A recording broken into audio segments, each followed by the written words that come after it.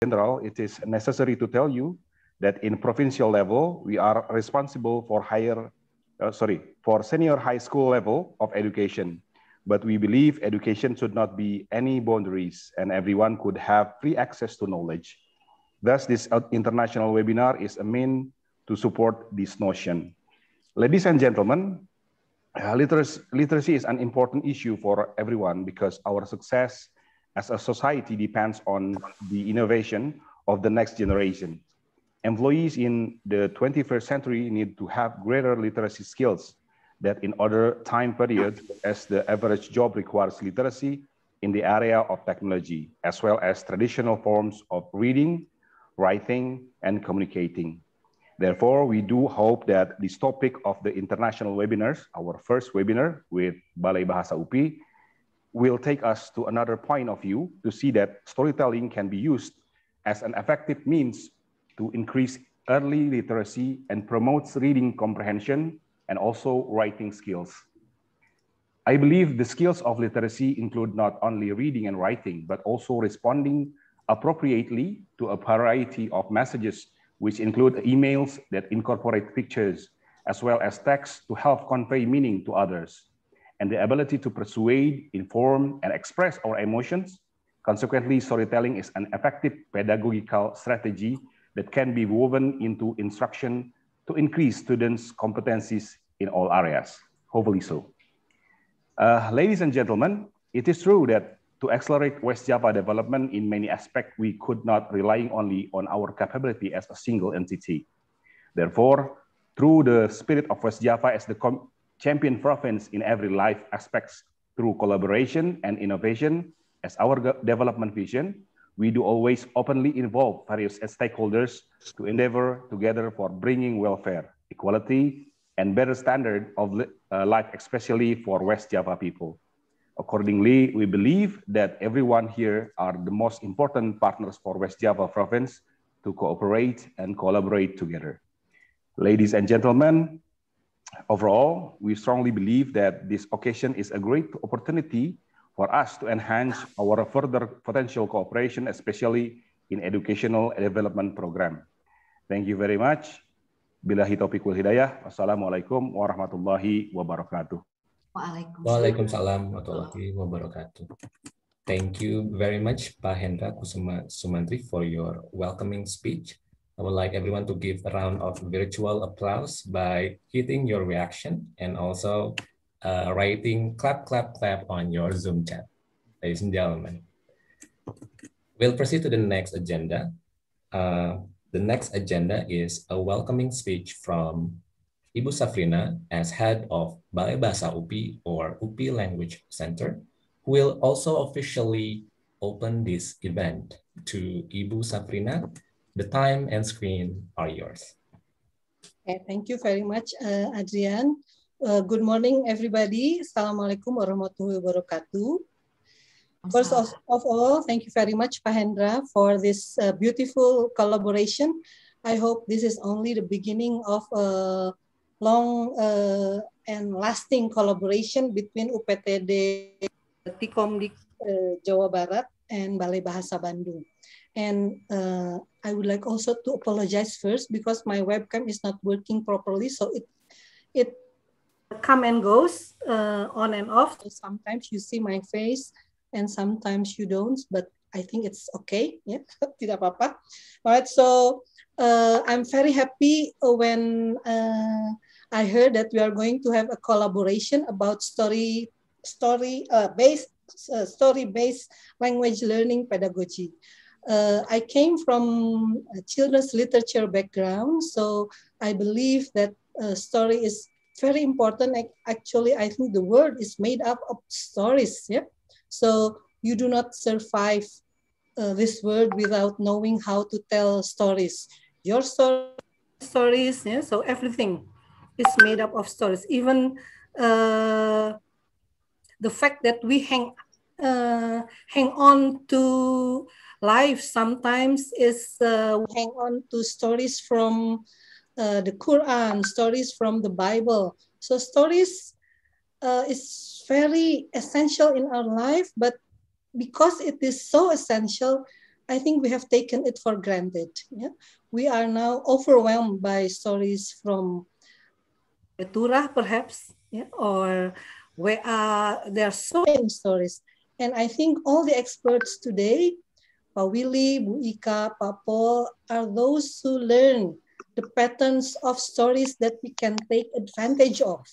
How we make stories beneficial for learners who learn language. Because I think stories are also important, not only for those who learn language, like Pak Hendra has just said, maybe stories are also, not also, I believe it's also important for you to learn, for us to learn mathematics, to learn physics, yeah, to learn history. So many things can be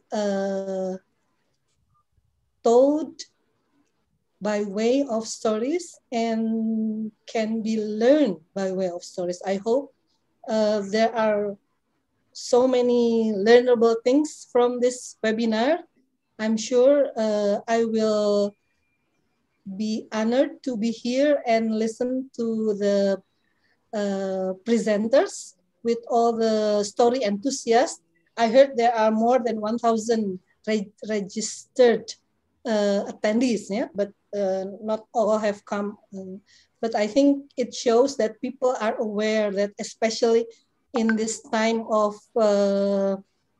pandemic, I think learning that we can learn from stories is very important. So we can be probably optimize our existence by sharing stories. Yeah, I think I won't be talking a lot about stories. I'm going to go back to my isolation.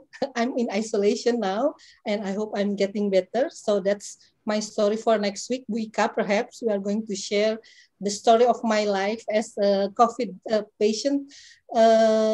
But again, I hope you all have a empowering and enjoyable webinar, and you can, I hope everybody can implement what they've learned from this webinar and make a story great again. Okay, thank you very much. And with that, I think I would like to officially open the webinar with Basmalah. Bismillahirrahmanirrahim. Okay, thank you very much. Assalamualaikum warahmatullahi wabarakatuh. Waalaikumsalam warahmatullahi wabarakatuh. Thank you very much, Ibu Sabrina. Another round of virtual applause. Everyone, please click your reaction and type clap, clap, clap on your Zoom chat. Thank you very much. Ladies and gentlemen, distinguished guests, before we proceed to the presentation session, I would like to kindly remind you to mute your audio during presentation. If you would like to ask questions, please write your questions on our Zoom chat by writing name, institution, and question as it is stated on your email. Please do type your question prior to or during the Q&A session. Ladies and gentlemen, let's proceed to the first presentation. I would like to read a short bio of our first speaker, Ika Lestari Damayanti, PhD. She is an associate professor in Department of English Education at Universitas Pendidikan Indonesia. She earned her master's degree from University of Warwick, United Kingdom, and her doctorate degree from University of Wollongong, Australia. She has conducted extensive research and workshops on EFL methodology, literacy, and storytelling. In recent years, she has been a speaker at international conferences and events such as TEDxU Wollongong, Australian Systemic Functional Linguistics Association, and Asia Pacific 3MT competition. Without further ado, let's hear the presentation from the first speaker to Dr. Damayanti. The time and screen are yours. Thank you, Pak Andrian. Now let me share my PowerPoint slides with you all.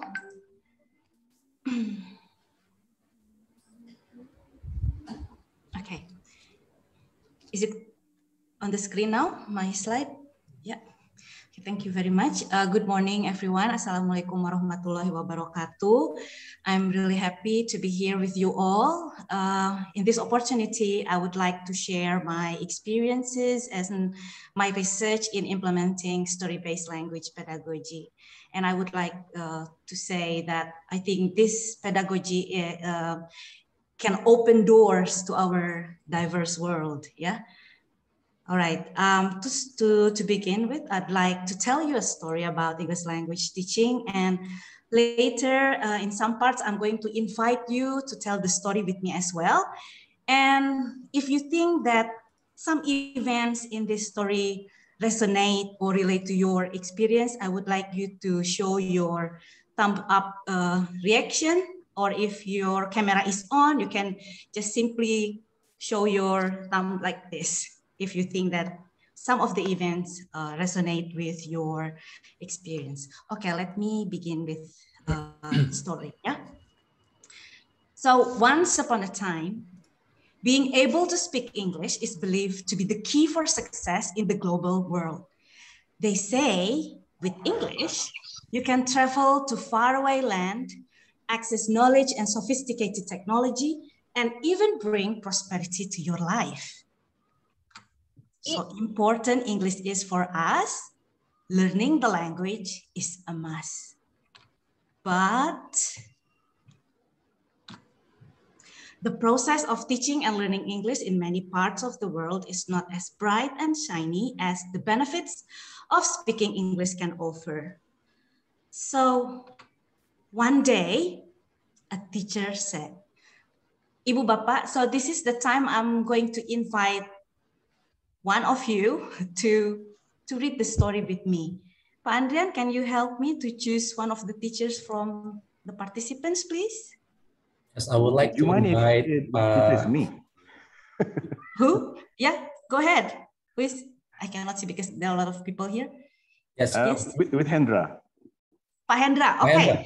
All right. Thank you very much, Pak Hendra. So one day, a teacher said, My students are afraid to speak English because they are afraid to make a mistake. All right. So, Ibu Bapak, if you think that this situation resonates or relates to your experience, please show me your thumb up reaction or show me your thumb on the screen. Yes, Ibu Sofia, Pak Suparman. Yeah, I think many of us have experienced this kind of situation that your students are afraid to speak English, yeah, in the class. Okay, let's continue to the next one. Another teacher said, okay, who'd like to tell this one? I'd like to invite Pak Hisham Muklis. Okay, go ahead, Pak Hisham. Another teacher said, limited vocab is always...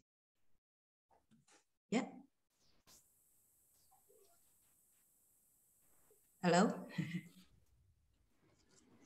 Okay, perhaps others can continue. Yes. Limited vocabs, yes, is always the problem for my students. So do you have this kind of situation as well? Don't forget to put your thumb up. Yes, Bu Nuni, Bu Mepni. Again, most of us have similar situation. All right. But, this teacher complained that, yes, anyone? Can I read Pak Hendra from Aceh? May I try? Yes. Ibu? Can I? Ibu Ningrum? Yes. May I try to read, please? Yes, Bu Ningrum. Okay. So, but this teacher complained that Teaching English for students in the village isn't as easy as it is in the city. For them, English isn't important. They have low motivation for studying English.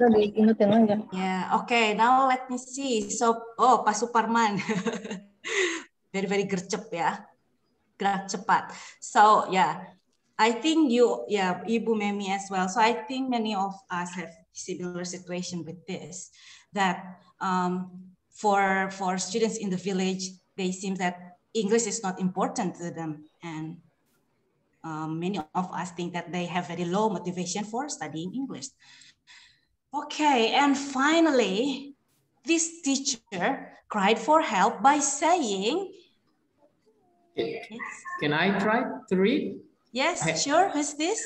Hendra from Aceh. Okay, Pak Hendra from Aceh, from far away, University of Syakuala. Okay, yes, thank you. Welcome aboard. And finally, this teacher cried for help by saying, yes, my students have limited vocabularies due to inadequate resources for learning. Being the only one, oh, sorry, I cannot. Being the only one, oh, what's the problem? I cannot see some of expression. Only once. Being the only one sources in the classroom has been. Being the only one source in the classroom has been exhausting. Help. Help, yes. Okay, do you have this kind of experience as well? That exactly, Bu Ika, exactly. Yes, yes, because I have this from the teachers that I work with. So they have this kind of challenge. They face these challenges when they teach English. So it has to do with students' low motivation. The students have very limited vocabularies. They are afraid to speak in English because they are afraid of making mistakes. And, you know, it's like teachers is the only source because there are no other resources available. Yeah, especially during this pandemic. It's even harder for the teacher to teach English. So yes, thank you for your participation in telling the story with me about teaching English, yeah? So with these challenges, story-based language pedagogy can come into play to address these challenges, to address these issues. And here's the plot that I'm going to share with you during my presentation this morning. I will talk about why stories, and then I will connect it to the way stories contribute to personal growth and students' or readers' language development. And then at the end, I'm going to talk a little bit about the pedagogy. So why stories? Because as Ibu Safrina mentioned in her opening speech, that actually we cannot live without stories, and everybody loves stories. And stories have been used for millennia to educate young people. Even Bible, Al-Quran also use means of stories to spread good words, yeah, and pass on cultural traditions from generation to the next. So stories have been around us, yeah. Now, I'm going to share you these two stories. I think one of them you are familiar, because if you are from Indonesia, then you are familiar with these stories. What I would like you to think about is that when I show you the picture, I want you to think about what kind of values that you can explore from these stories. So are you familiar with this one? Yeah. This is the story of Timun Mas, yeah. So basically the Timun Mas is about a girl who was born out of golden cucumber and being raised by an old lady who kept her promise to give the girl away to the green giant who already gave the old lady cucumber seeds. So when the girl turned 17 years old, the green giant will came and take the girl for his meal or something like that. So that's this, but then the old lady or the mom prepared the girl to fight the giant by giving her 3 main ingredients like salt, needles, and shrimp paste. Yeah, and this is another story taken from a picture book called The Paperback Princess. It was published in 1980s by a Canadian publisher. So the story is about the same, about a girl named Elizabeth. she's a princess. And in this story, she was described as someone who is brave, fighting the dragon who burned down her village. Now, with these two stories, I would like you to think about what kind of values that you can explore from these stories. So if you have something in your mind, you may turn on your microphone. Pa Andrian, perhaps you can help me to select the participants to contribute. Yes, I would like to invite Ibu Winti. Yes, Ibu Winti. Yes, Ibu Winti. Hey, thank you for the opportunity. Well, I think from the stories, we can learn that the heroes is not only male. It could be also a lot of heroine out there. So not only the prince will save the princess, it could be also princess saves the prince, maybe. Yes, yes, that's right. Thank you, Ibu Winti. Yeah, so these stories, I think, we can explore the values that girls can actually defend for themselves. So they don't have to wait for Prince Charming to save them. But even though I'm not saying that fairy tales that present Prince Charming is bad to share to our children, actually, it's okay. Any kind of story is good. But I think what is important is that when we read to them, we allow space for dialogue. We talk about it. We talk about the values that we want to highlight, actually, something like that. Any other comments, probably? I'd like to invite one more. Yes. I'd like to invite Pak Andriana. Nothing, I think. Yes. I never listened that story, I think. Yeah. Okay. Okay. All right. Maybe another participant. Yes, Pak Andrian? Would you like to invite another participant? Yeah, I think that's all right. Okay. So, yeah. Thank you, Ibu Winti, for contributing. So actually with these stories, we can explore and highlight values that we want to share with our students or our children when we tell them stories or read them stories. Yeah.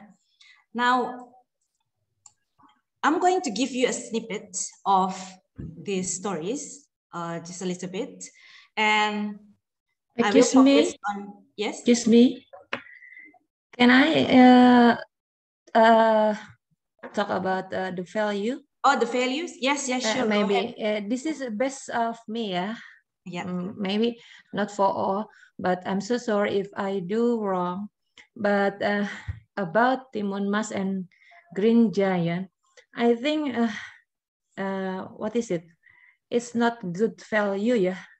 This is based on me, yeah. I don't know about our another teacher or people, but it is not good value, I think, because the mom or the old man of the mother of the Timun Mas, yeah, she promised to the giant that someday when Timun Mas grow up, she will give back, yeah, Timun Mas to what is it, giant, yeah. But this is not good value. I think this is promise, right? we must to obey, yeah, about our promise, yeah. But in this story, the teacher or the mother broken promise, yeah. So I think it's not good. So maybe it's not good for our teacher or me to give to teach or to give the story about Timun Mas to our teacher. I'm so sorry if I do wrong. Thank you, Miss Ika. You do not need to apologize. And Ibu siapa ini? Amelia. Bu Amelia. From SMA Negeri 1 Cijeruk, Kabupaten Bogor. Kabupaten Bogor. Thank you so much, Ibu Ika. Yes, Ibu. Yeah, nice to meet you. Nice to meet you too. So this is what is interesting about stories, when we read stories to our kids or even to you, we can have one story, but you can interpret the story in many different ways. Some people see it as offering good values, but Ibu Amelia or some others can see it, it's not that good to share. I think it's something that we can celebrate with stories. So I think this is the time where you can give examples to your students that when you read a text, you can have lots of interpretation, and then this provides your students or even yourself to... Adik. Sorry, I'm a bit distracted.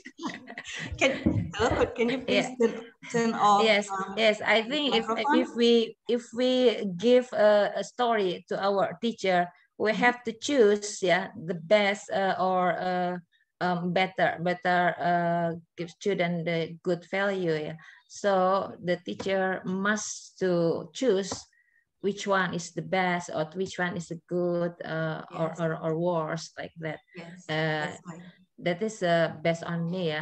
It's okay. Yes, okay. I agree with you, Ibu Amalia. Okay. Because the first thing that we need to do as teacher is that we need to select the story or a story that we think can offer good values. And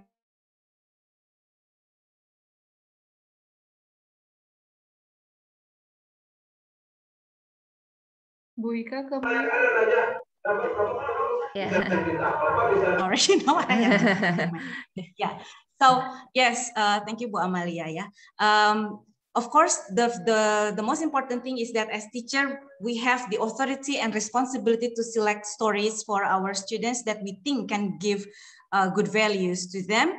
And for me, I have to like the story when I want to tell it to my students. If I don't like the story, I think I cannot enjoy it. And I believe that my students can see that I'm not enjoying the story myself, like when I'm telling it. But another thing that we need to bear in mind is that when we use stories, that we have to be ready. As teacher, we have to be ready that there won't be any one correct answer.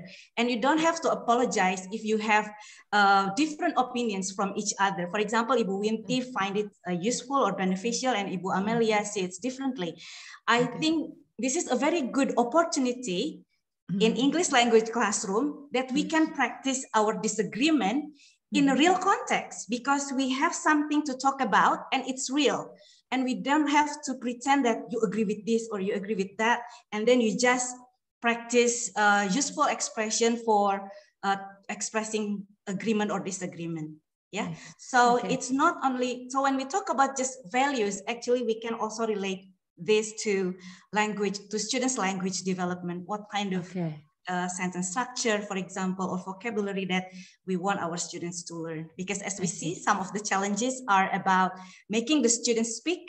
They're not afraid to speak up because we give them opportunity to say what they have in their head. And then we also give exposure on how to express their opinion. Okay, now let me... Thank you. Thank you so much, Ibu Ika. Yes. It's very useful. Yeah. With the next one, I'm going to share a snippet from these stories. Now, what I would like you to think is focusing on the efforts of these two girls, and what do you like about their efforts in dealing with the giant or dealing with the dragon? Okay. All right. The giant chased Timun Mas away. He was getting closer and closer. Timun Mas opened the bag and threw a handful of salt. It became sea. Then it was the last magic stuff she had in the bag. It was a shrimp paste. She threw it and became a big swamp. The giant was still trying to swim the swamp, but now he was very tired. So that's how Timun Mas dealt with the giant. Now, let's take a look at how Elizabeth, or the paper bag princess, deals with her dragon. Yep. So,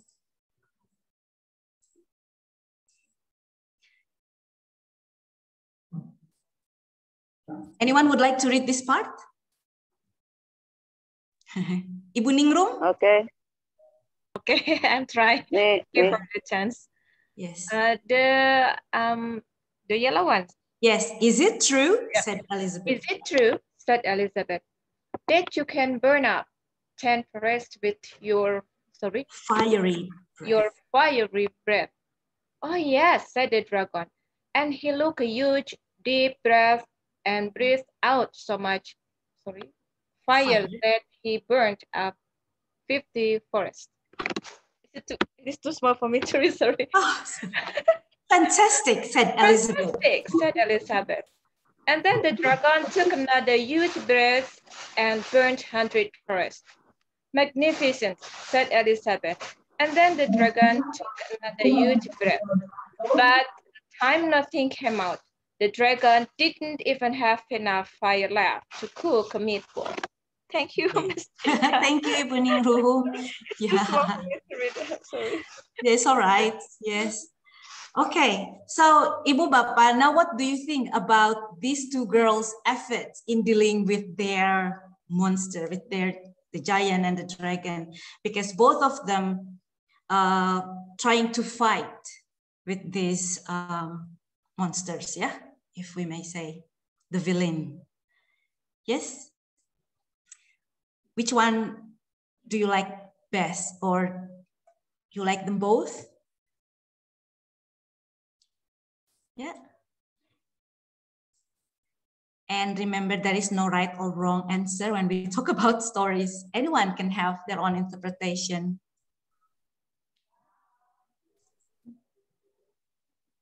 Yes? Can I just nominate? Ibu Asri Nurjana. What do you think, Ibu? What do you like?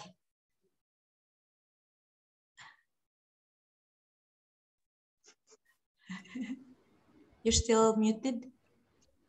May I? Oh, yes, sure. Okay. I think I like the paperback princess. I like the Timun Mas better because in the paperback princess, if we connect it with the situation right now, blowing hundreds of forests doesn't seem like a good idea. I think Timun Mas is, I think, it's better because it didn't harm the other to reach its purposes, her purposes. I think the Timun Mas is better. Okay, so you see it from environmental perspective. Nice, yeah, yeah. Of course, you can always talk about that possibility with your students after reading this part. Yes, thank you, Pak. Anybody else? Yes? Yes, who's this? Dian, I'm Dian. Yeah. Okay, I think both of the stories offer rich, I mean, it depends on us. I mean, both of the stories, we can explore many, even we can learn moral values from that characters, right? So from Timun Mas, we can share with the students that don't make agreement with the devil, and then see what happened when you trust the wrong person. And then from the paperback princess, we can also learn that try to love your nature and blah blah blah. Okay. It's always open. It depends on us how to explore the students' interpretation. I think so. I think both stories can be used in the classroom. I think. Yes. Yes, that's right. I agree with you, Bo. So why I'm using this with you all, I'm just trying to highlight that when with stories, we can have lots of interpretation. When we talk about something, you have your own opinion. Your students might have different opinion as well. So as teacher, we need to exercise something that, like for example, when we ask question in a classroom, we usually tend to expect the students to answer what we expect them to answer. So it's like we only have one correct answer.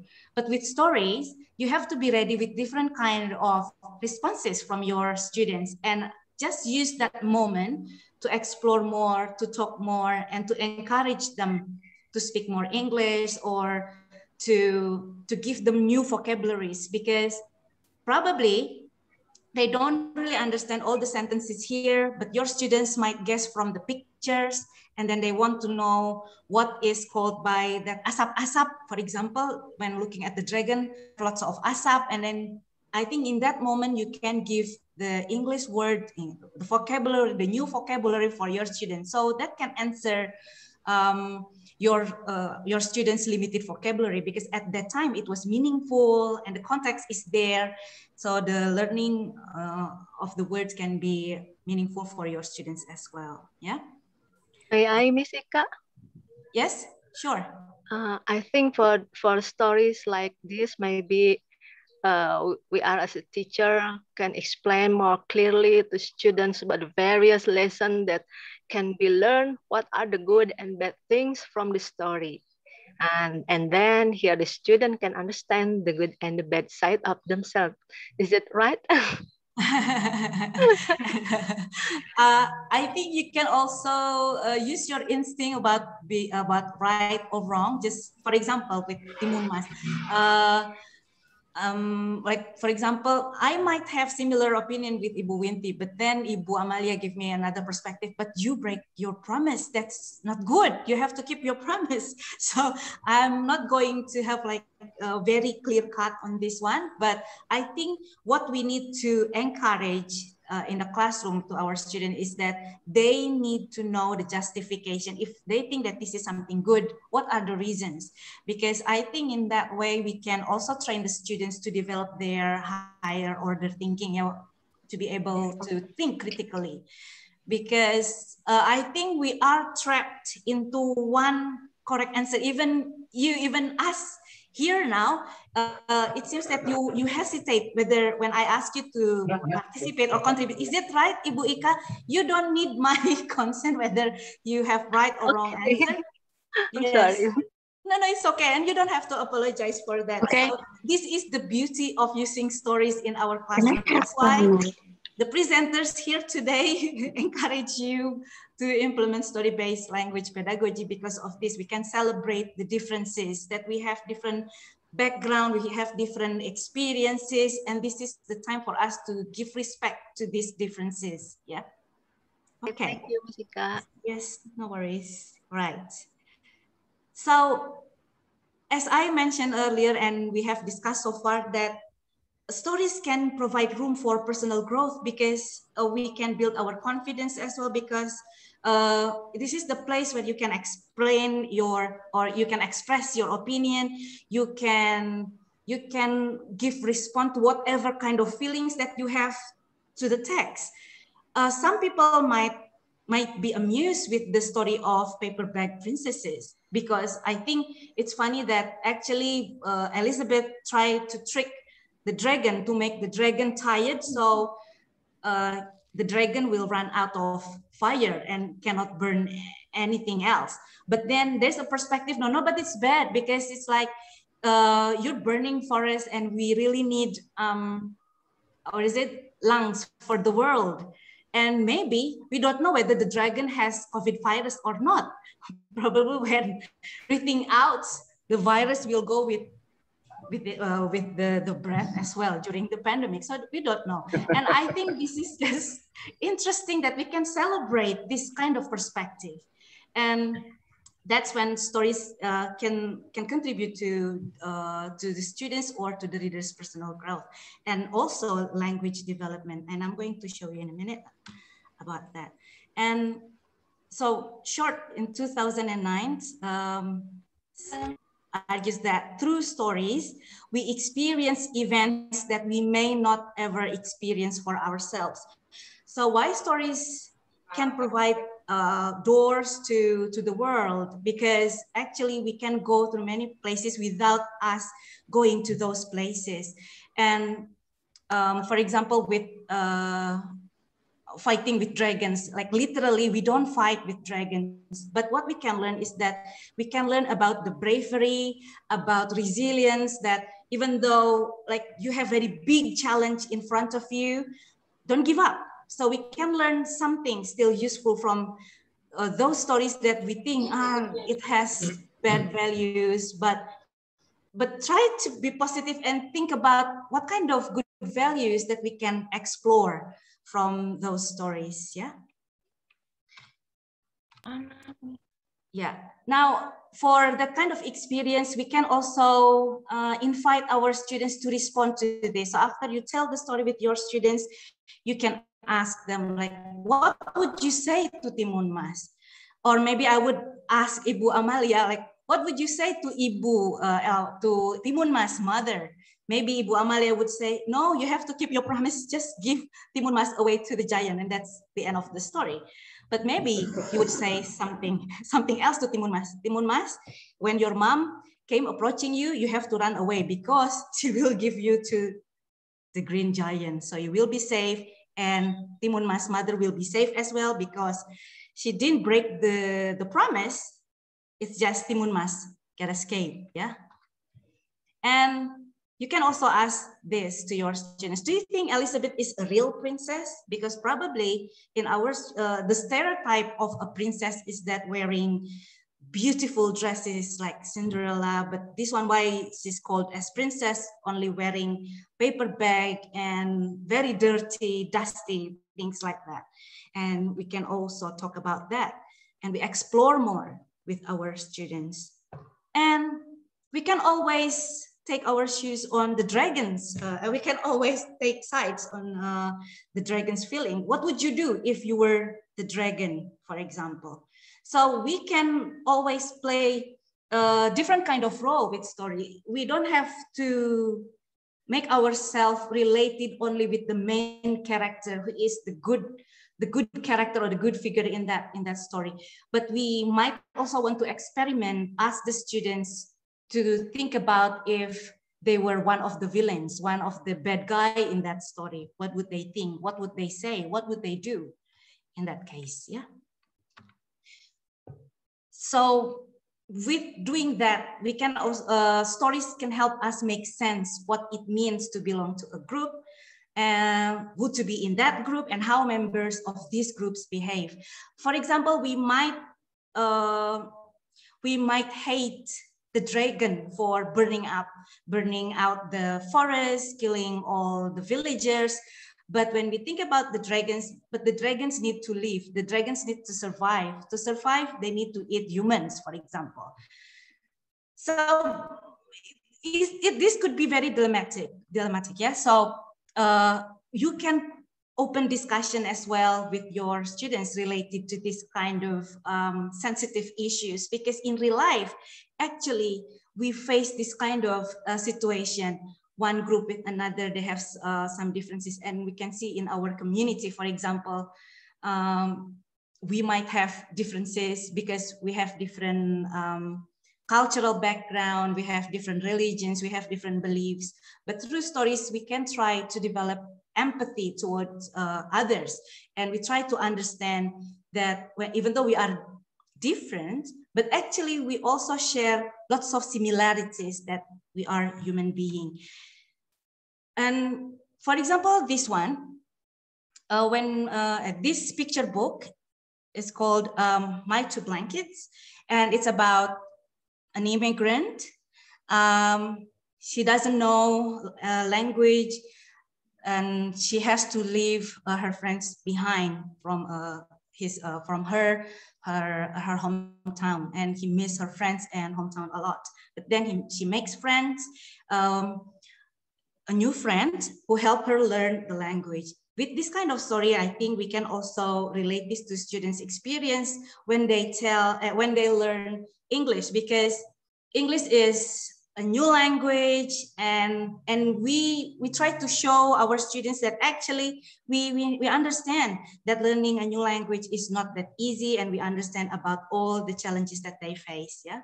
So why stories are so important in this case? Because they engage their audience through the exploration of common themes related to our experience as human beings, such as hope, despair, and belonging. And we can experience that through a character's perspective or as an onlooker in that story. And we can also experience lots of events, actions done by the characters, and we can also feel their emotions. Yeah. And that's why engagement and understanding and pleasure from story is a natural starting point to teach reading. So stories are often regarded as well as more enjoyable and meaningful than learning from textbooks that tend to present language in restricted and contrived situation, because some textbooks present boring kind of dialogue, for example, like that, and not very. We can predict what kind of vocabulary that we need to learn and that, and not many various things. Yeah. But in stories, the language is presented in a context, more natural and engaging, and we also can find the suspense from the challenges that the characters face, like what kind of conflict and how are they going to deal with those conflicts, and would like to know that. And in terms of language, actually some events or actions are presented repetitively, like in Timun Mas story, for example, the way she dealt with the dragon, at least through three stages, when spreading the salt, needles, and finally shrimp paste. Yeah. And there's also dialogue, and the dialogue is lively, so it's quite different from dialogue presented in textbook.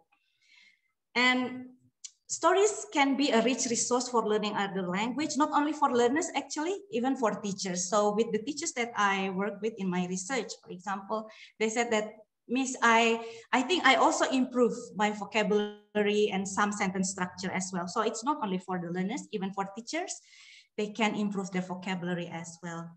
Now, Pa Andrian, can I have, what time do I have left? You have 5 minutes left. Okay. I hope that I can finish that. Yeah. So now the story-based pedagogy. So what kind of teaching and learning cycle that we can do in our classroom? The story-based pedagogy that I developed in my research and implemented in some school in Kabupaten Bandung Barat is genre-based pedagogy. So I'm basing my model on the scaffolding in genre-based pedagogy with this kind of concept, a gradual release of responsibility by the adult to the learner so that she or he will be able to complete challenging tasks independently. So if I want my students to be able to tell a story, it means the students need to have support from the teacher, where the teacher provides modeling on how to do storytelling, and then prepare the students to participate in the storytelling, and then give them time to practice before finally they can do their own storytelling. So this is the teaching and learning cycle in genre-based pedagogy. And for today, I will now only focus on building knowledge of the field where storytelling can come into play to prepare the students before they access the written form of the story. So what can we do when we prepare our students before they access the written text? Yeah. First of all, we need to prepare them for the story by, for example, accessing the key vocabularies that they're going to get in the story. And then the teacher will do the storytelling and inviting the students, just like what I did in the beginning with you. And then the teacher can ask the students to join retelling with their peers as a practice, and then we can ask them to do independent story sharing. Now, I have this one last story to share with you. It's about the little duckling. I think you all know the story about the little duckling or ugly duckling, but this time I'm going to tell a different story. It is from Andrew Wright, yeah? Okay, before that, in this story, the little duckling will meet some other birds, kind of birds. And the first one is peacock. So when you look at peacock, Ibu Bapak, what kind of things that caught your attention from peacock? Beautiful. Beautiful. What body parts? Oh, okay. Can you please just type on the chat what peacock's body part that is beautiful? Colorful. Tail. The tail, yes. Tail. Very Yes, colorful. colorful tail. So, yes, beautiful tail. Now, okay. The next one, the ugly duckling. The ugly duckling, the little duckling is another bird. And flamingo. When you look at flamingo, what kind of body parts that you think attractive from flamingo? His leg. Legs, yes, the leg. And what about the cock? What about the cock? What is interesting about this bird? What is Jengger, ya? Jengger. All that hat. Jengger, ya? Because we're going to use this with our young students. What is jengger means? A peacock has a big and beautiful tail, and flamingo has long, thin, pink legs. Cock has a big, red, handsome hat. Yeah. Okay. I know that you please mute yourself, turn off your microphone, but you can say with me. Peacock has a big and beautiful tail. Peacock has a big and beautiful tail. Peacock has a big and beautiful tail. Yeah, but you don't have to turn on. Just turn off your microphone. Turn off your microphone. Okay. I'm sorry. That's okay. Say it behind the screen or behind your microphone. Okay. Flamingo has long, thin, pink legs. Cock has a big, red, handsome hat. All right. The little duckling sees a peacock. What a beautiful tail. I want a beautiful tail too.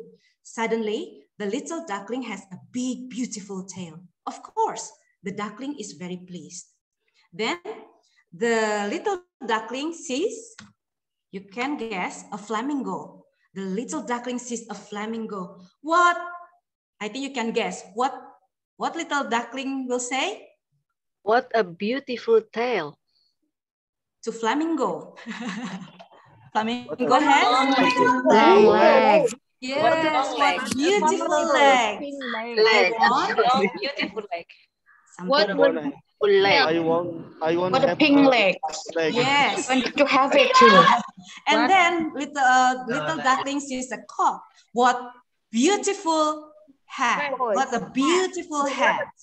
And of course, what a beautiful red hat. What a beautiful red handsome red hat. So what happened? I don't know. I cannot draw, but I just put them together, and probably the little duckling would look like at the end. But what happened next? Yeah. Looks awkward. The little duckling is very, very nice. Amazing. Yeah, you can. The little duckling is never satisfied. Never satisfied. So that's not good. Yeah. Now, go back just quickly to wrap this up. Yeah. As I mentioned earlier, that languages in a story is presented in context. It is more natural and engaging. And we want to know the suspense and the repetition and the dialogue as part of the story. Like this one, what a beautiful tail, what beautiful legs, what a beautiful head. We don't have to teach our students about singular noun or plural nouns, and we don't have to explain this in terms of grammar, because it might be quite difficult if we just tell the grammar rules for this one. But in a story, it is a full package, and you know when and how to use it. And this one, for example, suddenly the little duckling has a big, beautiful peacock's tail, and the use of has, things like that. And also, again, repetition for using plural noun or singular noun. Yeah. So when we teach English using stories, actually we can use stories as a door, as a preparation before they look at the written form. Let them really enjoy with the stories. And actually in that time, we can build our students' vocabulary as well. So once they are happy and they are entertained by the story, they are going to be motivated to learn English because they want to know more. They want to write their own story. So after that, you can then move on to other types of text, not only narrative or stories with fictional. You can move to factual kind of text, like talking about type of birds. Now, how are you going to teach this? What can we do with this type of text? You tell me. The end. Thank you very much. Assalamualaikum warahmatullahi wabarakatuh. Waalaikumsalam warahmatullahi wabarakatuh. Waalaikumsalam warahmatullahi wabarakatuh. Ladies and gentlemen, let's give a big round of applause for Waalaikumsalam. Thank you, Miss Lestari Ika. Damayanti. Waalaikumsalam By warahmatullahi wabarakatuh. clicking Thank the you so reaction much, and also by It's typing clap awesome. on your Zoom chat. Thank you very much. Thank you. Ladies and gentlemen, we will now proceed to the next presentation. I would like to share a short bio of the second speaker. His name is Willy Renandia. Pak Willy is a principal lecturer and a language teacher educator, currently teaching language education courses at the English Language and Literature Department of the National Institute of Education, Nanyang Technological University, Singapore. He enjoys sharing and exchanging ideas with other language educators at ELT conferences and has given more than 100 invited talks and workshops. He has also written and edited numerous ELT books, book chapters, and journal articles. For the past 25 years, his work has revolved around working with thousands of pre- and in-service English teachers from different parts of the world. Ladies and gentlemen, without further ado, let's invite the second speaker to Dr. Renandia. The time and screen are yours.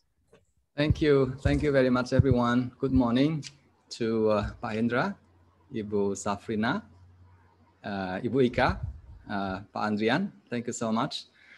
Ika is Bu Ika is a great storyteller, and she is also a great presenter. And she graduated from one of the best universities in Australia, Wollongong University. I know that for a fact because I was one of her PhD examiners, and I gave her a very, very good grade. Excellent, excellent, Tika. Yes, ladies and gentlemen, what I am going to do is to provide you with a bit more illustrations, a bit more explanations about why stories are good, why storytelling is good, why story listening is good, and why story reading is also extremely good. Very briefly, look at my slide. I think you have seen these stories before.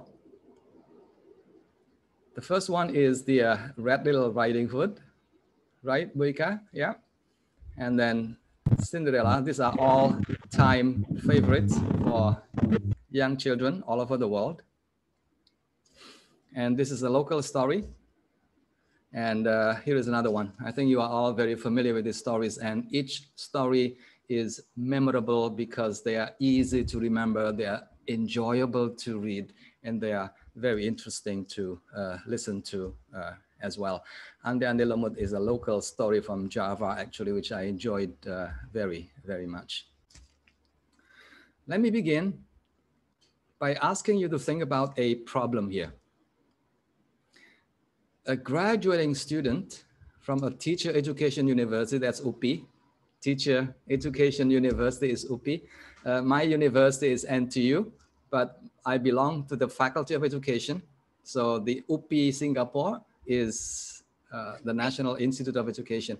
A graduating student from a teacher education university is unsure, not very sure. She's been studying for 3 or 4 years now, but she's not very sure whether teaching is a good career for her. And she has come to you for advice. Do you think I should become a teacher, or do you think I should work in a company and making a lot of money in the process? So my question to you is, which of these two ways, which of these two pieces of explanations would make a lot of sense, would be more successful, would be more effective from that particular student? Adrian, think very carefully. The first way is to tell that guy or that student about what the teaching job entails, what the requirements are, the salary, and the long hours of teaching and marking and no weekends and things like that, and the career prospects, which can be very bright for some people, but not so bright for other people. And plus, you also need to mention about, hey, if you become a teacher, people will sing to you every year, the pahlawan tanda jasa. So that is one way of giving advice, yeah, to this girl. The other one is by telling a story. And the story is this, the starfish story, which I'm going to share with you what the story is all about. Yeah, later, Adrian, tell me which one is more effective. Now, here is a story. The story of the starfish is a very, very interesting story, which I enjoyed very much. One day, a young man was walking along the beach when he noticed, he noticed an older woman picking something up and gently throwing it into the ocean. Approaching the woman, the young man asked, "Hey, what are you doing?" And the woman replied, "Well, throwing starfish back into the ocean. The tide is going out soon, and if I don't throw them back, they will die. Each and every single one of these starfish is going to die." And then the young man said, oh, but don't you realize that there are hundreds and hundreds of starfish on the beach every day? You can't possibly make a difference. The old woman, after listening politely, she bent down, picked up another starfish and threw it back into the sea. And then smiling at the man, she said, "I made a difference to that one." So Adrian, which one is more powerful? Which one is more convincing? Which one is more effective in giving advice to this girl who is not very sure whether she should, begin a career as a teacher? The story or the facts? Definitely the story. Yes, because today's theme is about stories, then we have to say the story. Yes, the stories are more interesting, are more powerful, are more effective. We tell stories every day. Stories are easy to understand. Stories are memorable, easy to remember as well. More importantly, stories make us more alive. Stories make us more human. In fact, recent brains research tells us that our for stories. Dari sononya, we are created in order to tell and enjoy stories. We become more courageous, we become more loving after we listen to stories. So today, ladies and gentlemen, I'm going to talk about three things. The benefits of stories, which Ibu Ika has already mentioned a great deal, but I will mention this very briefly, very quickly.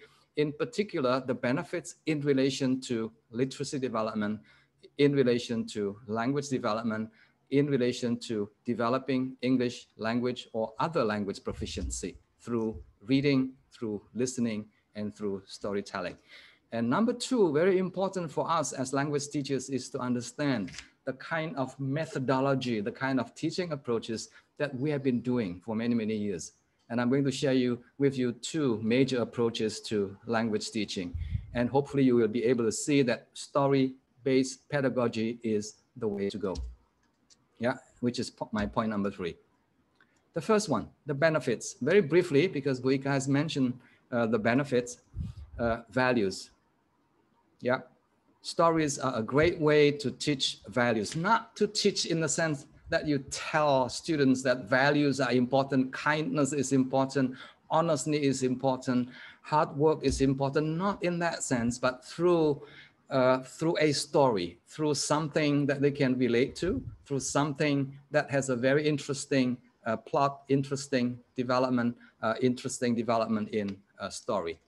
Yeah, stories have been shown to be a great way to teach, especially young children during their formative years. And that's why bedtime reading, so you read aloud to kids, to your children before they go to bed, is an excellent way for you to teach values to your students. It can enhance the students' emotional intelligence. I think Bu Ika also mentioned this a lot, to build empathy, to build compassion, you know, regardless of differences, regardless of whether the child is from other countries, from other provinces. I think you will be able to develop this universal, you know, emotional skills or emotional ability, if you like. Understanding cross-cultural differences. This is another important thing in Indonesia. I think we value diversity. Differences are wonderful. Imagine if everyone looks exactly the same like me. I think the world is not a fun place to be with, to be in. Yeah. Imagine if everyone is like Ibu Ika, then the world will be a wonderful place. Oh. Now, interestingly, I think Pak Hendra mentioned this as well early on, or Ibu Safrina. Children who read a great deal also tend to perform well in school, not only in relation to language literacies, like reading, writing, listening, and speaking, but also other areas of language subjects that are usually taught in school. In primary school, for example, kids who read a great deal tend to perform better in sciences, in geography, in social studies, and also in mathematics. Surprise, surprise. People who read well, children who read well, tend to do well in math tests as well. Now, the benefits actually go beyond what I just mentioned. The benefits actually, is more than just, school or academic development. Biological research shows that stories are dopamine booster.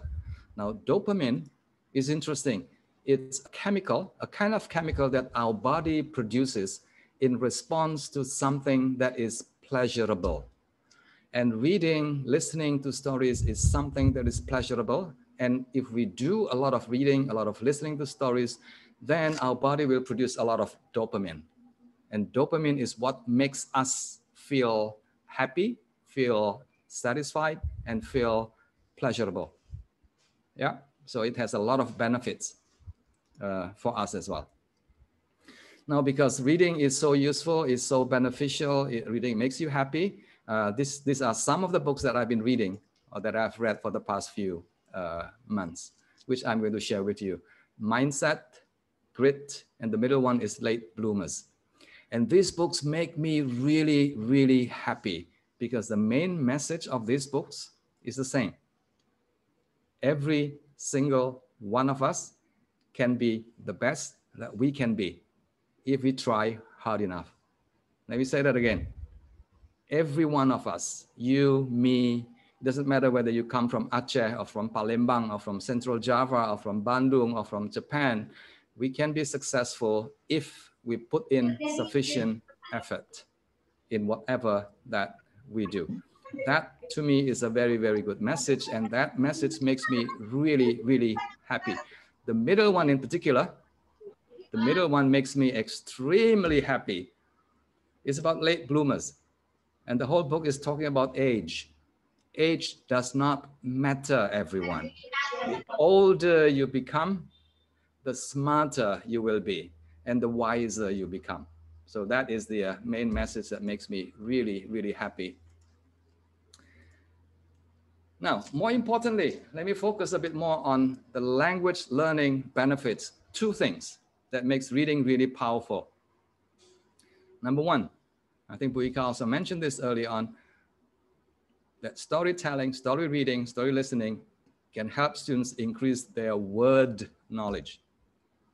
Now, word knowledge has two meanings. Number one is the number of words that you know. Very important. The more words you know, the higher, the better your literacy skills. And number two, the depth, how well you know the words is also another important factor that has a great influence on your ability to speak, to read, to write, and to understand language. So this is the major benefit of reading, listening, and storytelling. The second one, also extremely important, and I think we know this, that if we continue reading, if we read a great deal, our world knowledge also increases. We know a lot more about different places. We know a lot more about different cultures. We know a lot more about histories, about the arts, about the politics, and many other things. Now, these two things are related, ladies and gentlemen, word knowledge and world knowledge. People who have a lot of vocabulary may still struggle when they read something that they're not very familiar with. And that is where the world knowledge comes into the picture. The more knowledge you have, the easier it is for you to understand things. Yeah. So word knowledge and world knowledge. In other words, in terms of the language benefits, let me summarize this in terms of the four major skills. Reading and listening to stories can help you improve your listening skills, your reading skills, your speaking skills, and also your writing skills as well. Yeah, so that is the main language learning benefits. Now let me move on now. So part one of my presentation is about the benefits. Yeah, I hope you remember the many benefits associated with reading. And let me say this in one sentence. Reading and listening to stories are the main ways for your children, for your students to become more skillful, to become better, to develop their English language proficiency. Yeah, so that is the main message now. Second part of my presentation is about the approaches to language teaching. I'm going to share with you two approaches to language teaching. There are many other approaches that you may have heard, but essentially there are two.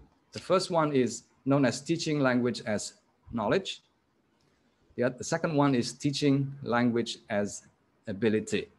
Now let me say this to everyone in the audience in many places in the world where English is taught as a second or as a foreign language. In Indonesia, in Thailand, in Korea, in Japan, and in many other places. The first approach, teaching language as knowledge, is the most popular. In other words, many teachers use this approach to teach language. But what I'm saying today is that teaching language as knowledge can be a little bit useful, but I think most of our teaching, most of the things that we do in the classroom should be based on the idea of teaching language as ability. And I'm going to explain to you what it means, teaching language as ability. Let me begin with the first one, teaching language as knowledge. I hope you can relate to this. Yeah. Now, this is also known as the part approach to language teaching. Part means this. Yeah, you're teaching language, you're teaching English, you're teaching French, you're teaching Japanese, whatever the language is. Now, the first thing you do is you break up the language into many parts. And what are these parts? It's the sounds, the pronunciation, the vowels, the consonants, the spelling, the words. What else? The phrases, parts of speech, word order, sentence structures, tenses, narrative structures, and things like that. Now, these are known as parts. Now, if you take the approach, of teaching language as knowledge, this is what you do. You break the language up into small segments, small elements like this. And then what do? You teach each one of them one at a time, step by step, satu demi satu, step by step. Yeah. And that's what we do. That's what many of us do in our classroom. Now, the question is this. if we teach in this way, do you think the students will then be able to speak whole, to understand? Yeah, Bu Novi shakes her head. Thank you very much. No, the answer is it's not possible. Yeah, it's not possible. What is the reason? Now, here is the reason. Yeah, when you teach parts, even though you are very effective, you are very efficient in teaching the parts, this is what happens. You are teaching disconnected bits of knowledge, disconnected, unrelated, disjointed bits of knowledge of the language, the sounds, the spellings, the words, the sentences, and things like that, yeah? Will that enable you to produce the language fluently, accurately, appropriately? The answer is no, because to produce the language in meaningful situations for communication purposes, you need to learn the language as whole. You need to see the language as connected language. And stories are a great example of connected discourse. Yeah, so the first session by Ibu Ika is an example of how stories should be used as a starting point for the students to see how the language is used as connected discourse. Connected discourse is different from, you know, the different parts of a language, because when you produce language, when you speak, when you share a story, when you tell what happened yesterday to your spouses, to your children and things like that, you always have the context of the situation. The PACC. The P is the purpose. Using language must be based on a very clear purpose. I'm telling you this because, yeah, the purpose. The A is the audience. The audience means that the words that you use will be different whether you speak to a child, whether you speak to a friend, whether you speak in a formal situation like what I'm doing now. So the audience make a difference in terms of the language that you need in order to produce the language. C is context, whether it's informal context, whether it's formal context, whether it's in written form, whether it's in spoken form. And the final C is culture. Language is always intricately bound with the culture of the situation. Yeah, so I hope you can see here that if you've been teaching using the approach known as teaching language as knowledge, then you can't really expect your students to become proficient, to become good language users. Yeah. So what do we do? I think we need to consider the other approach more carefully. And the other approach is known as teaching language as ability. Now, when you teach language as ability, this is what you do. The starting point is not the part. The starting point is the whole. And the whole here can be a story. The whole here can be a dialogue. The whole here can be anything that is contextualized, that is meaningful, that is purposeful, a piece of communication that you come across on a daily basis. Yeah, and then you pay attention a little bit to the parts, and then you get the students to look at the whole again. So the name of the approach is whole, part, and whole. And this approach is based on a very, very important principle of language learning, of language acquisition. And that principle says learning happens when students, let me hide the, there you go. When happens when students focus mostly on meaning. Yeah, the key word here is mostly. It doesn't mean that we can't pay attention, we can't get the students to pay attention to the language aspects, but the bulk of our lesson will have to be organized in terms of how we can expose students to meaningful language. And that's the kind of things that can really help students develop their English language proficiency.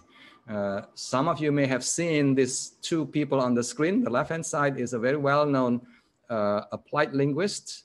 The name is Rod Ellis, and he has done a lot of research in the area of second language acquisition. And the guy on the right-hand side is somebody who is talking to you right now.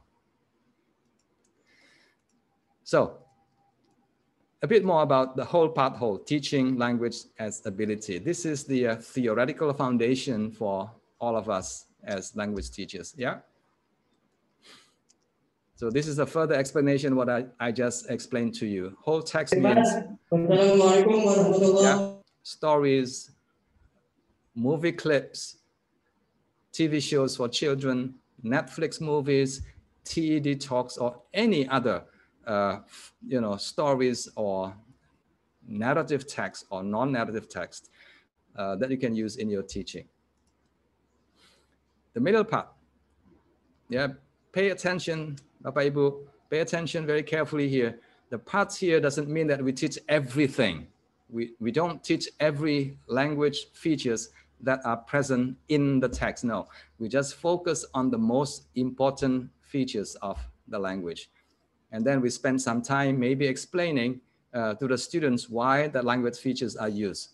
There's no need for you to spend 1 whole hour explaining the present tense that is used in the text.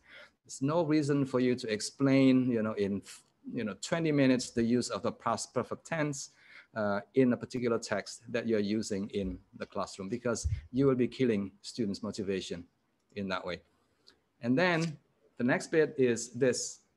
Yeah, once you have gone through the whole text and highlight the key features of the language, and then you put the language features back into whole stories as well, maybe using a different version of the story.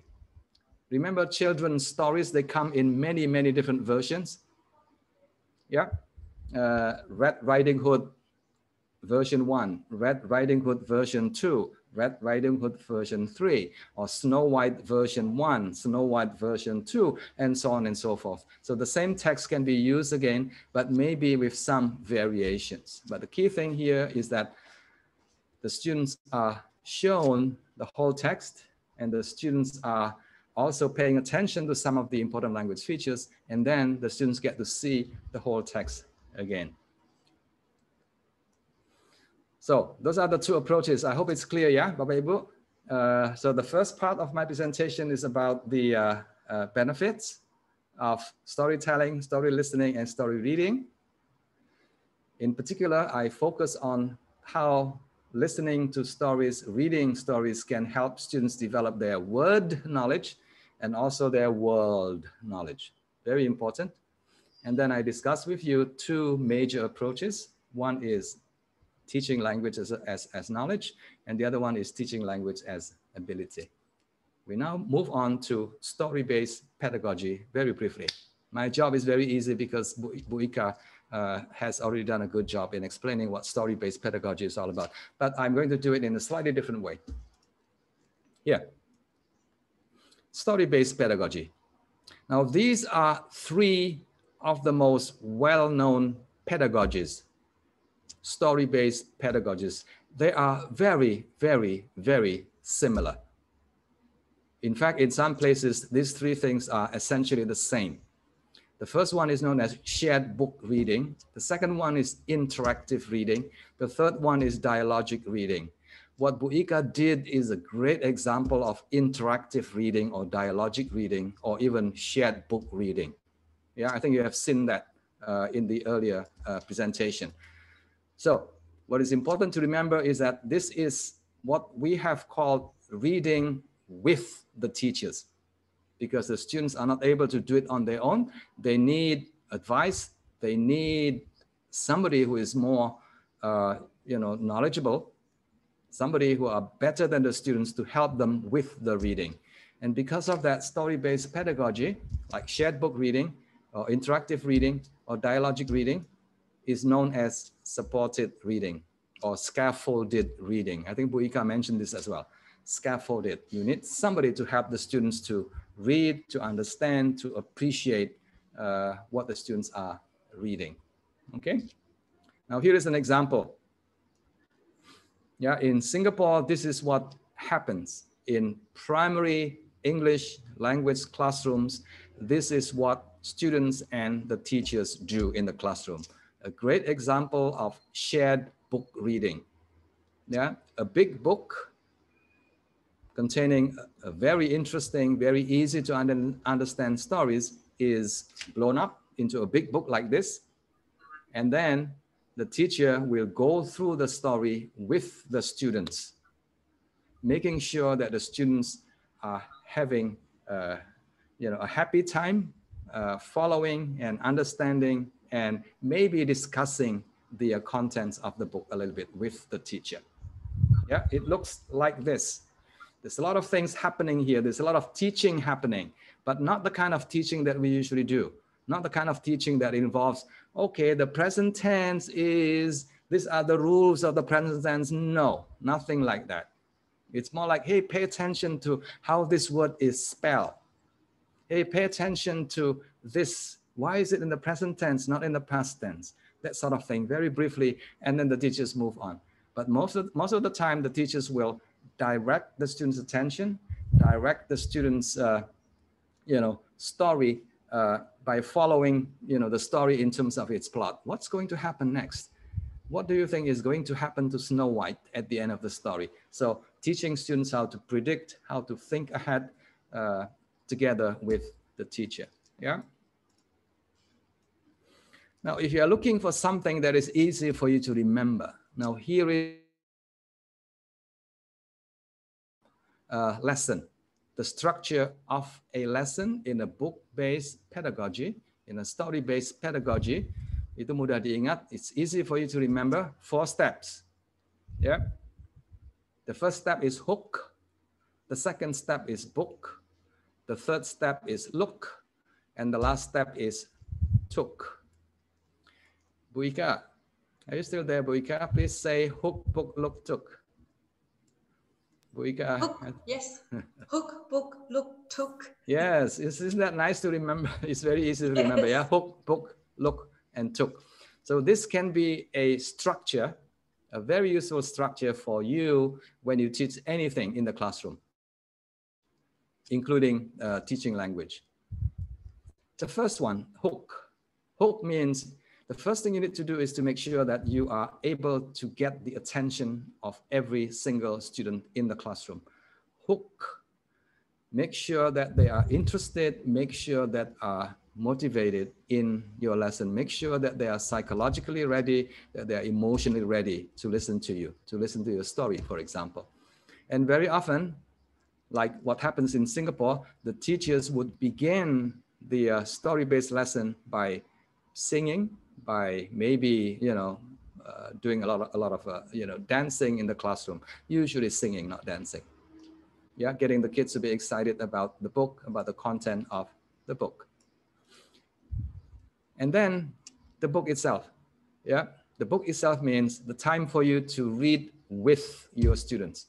So telling a story just by going through the story, reading aloud the story to your students is not a good idea. The idea is that you have to read with, you have to involve the students in the story. That's why it's also called shared book or dialogic reading or interactive reading. Yeah. And then look essentially is, you spend maybe a few minutes highlighting, getting students' attention to some of the most important language features. For example, hey, when you speak to somebody whom you respect, you have to use could, for example, or may instead of can. So you are highlighting some of the language features. Hey, look at the spelling of this word. Yeah. Now, the spelling is very tricky because it has double S there in the middle. And then finally, the last one is you recap the whole lesson, take away, but you do it in a fun way. Maybe another singing, maybe writing a poem together, maybe memorizing 1 or 2 lines of the stories. They are very easy to remember. So the structure usually goes like this if you teach young children, or even if you teach older children, older adults. I think this structure is very useful. Hook, book, look, and took. Okay, the next question for us is this. We have looked at how teacher-guided or teacher-supported reading can happen in the classroom. We have also seen the benefits of teacher reading, story-based pedagogy, and things like that. The question is it enough? Bunofi, is it enough or not enough? Please say not enough. Only one answer, not enough. Enough. Not enough, yes, because Not enough. Yes, not enough. Because supported reading is the first step, yeah? And the next step is a bridge towards independent reading. Now, independent reading is also known as pleasure reading, self-selected reading. This is what happens in Singapore. Yeah, after they have done the shared book, the interactive book reading with the teachers, with help from the teachers, this is what they are supposed to do. And then they pick a book of their choice, and then they start reading in the classroom and at home or on the bus or in any other places in the school. So very briefly, independent reading or self-directed reading is also known as reading for pleasure or reading for recreation. Again, it's not for teaching basically, but interestingly, when you read for pleasure, when you read for recreation, you get the benefits, a lot of benefits, including language learning benefits. Yeah, so very minimal teaching if you like. Students read for pleasure, students read for general information. They don't need to know about small details, like how old was Snow White, or how old was Timun Mas, for example. What was the name of the neighbor of Timun Mas? No need to remember all these details. Focus on the big picture, focus on the big information. Yeah. And finally, this is the kind of reading not for study purposes. Bukan untuk studi, bukan untuk belajar. Not for study purposes, but it's for pleasure, for general information. Now, essentially, when you do storytelling or story listening, which I will call extensive reading or extensive listening, or independent reading or self-directed reading, the materials or the characteristics will have to be like this.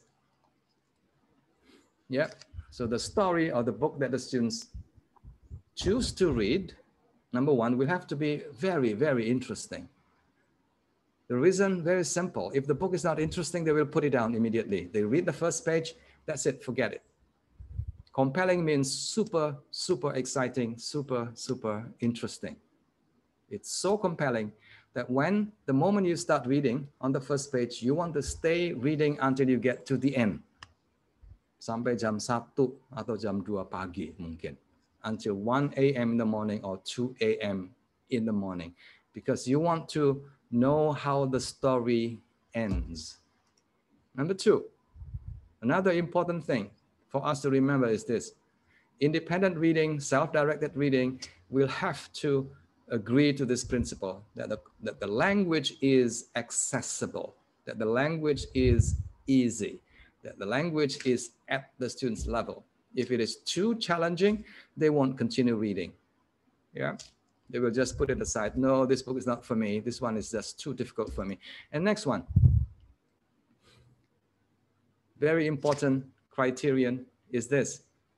If you are interested in seeing the effect of reading on language development, then the students will have to read.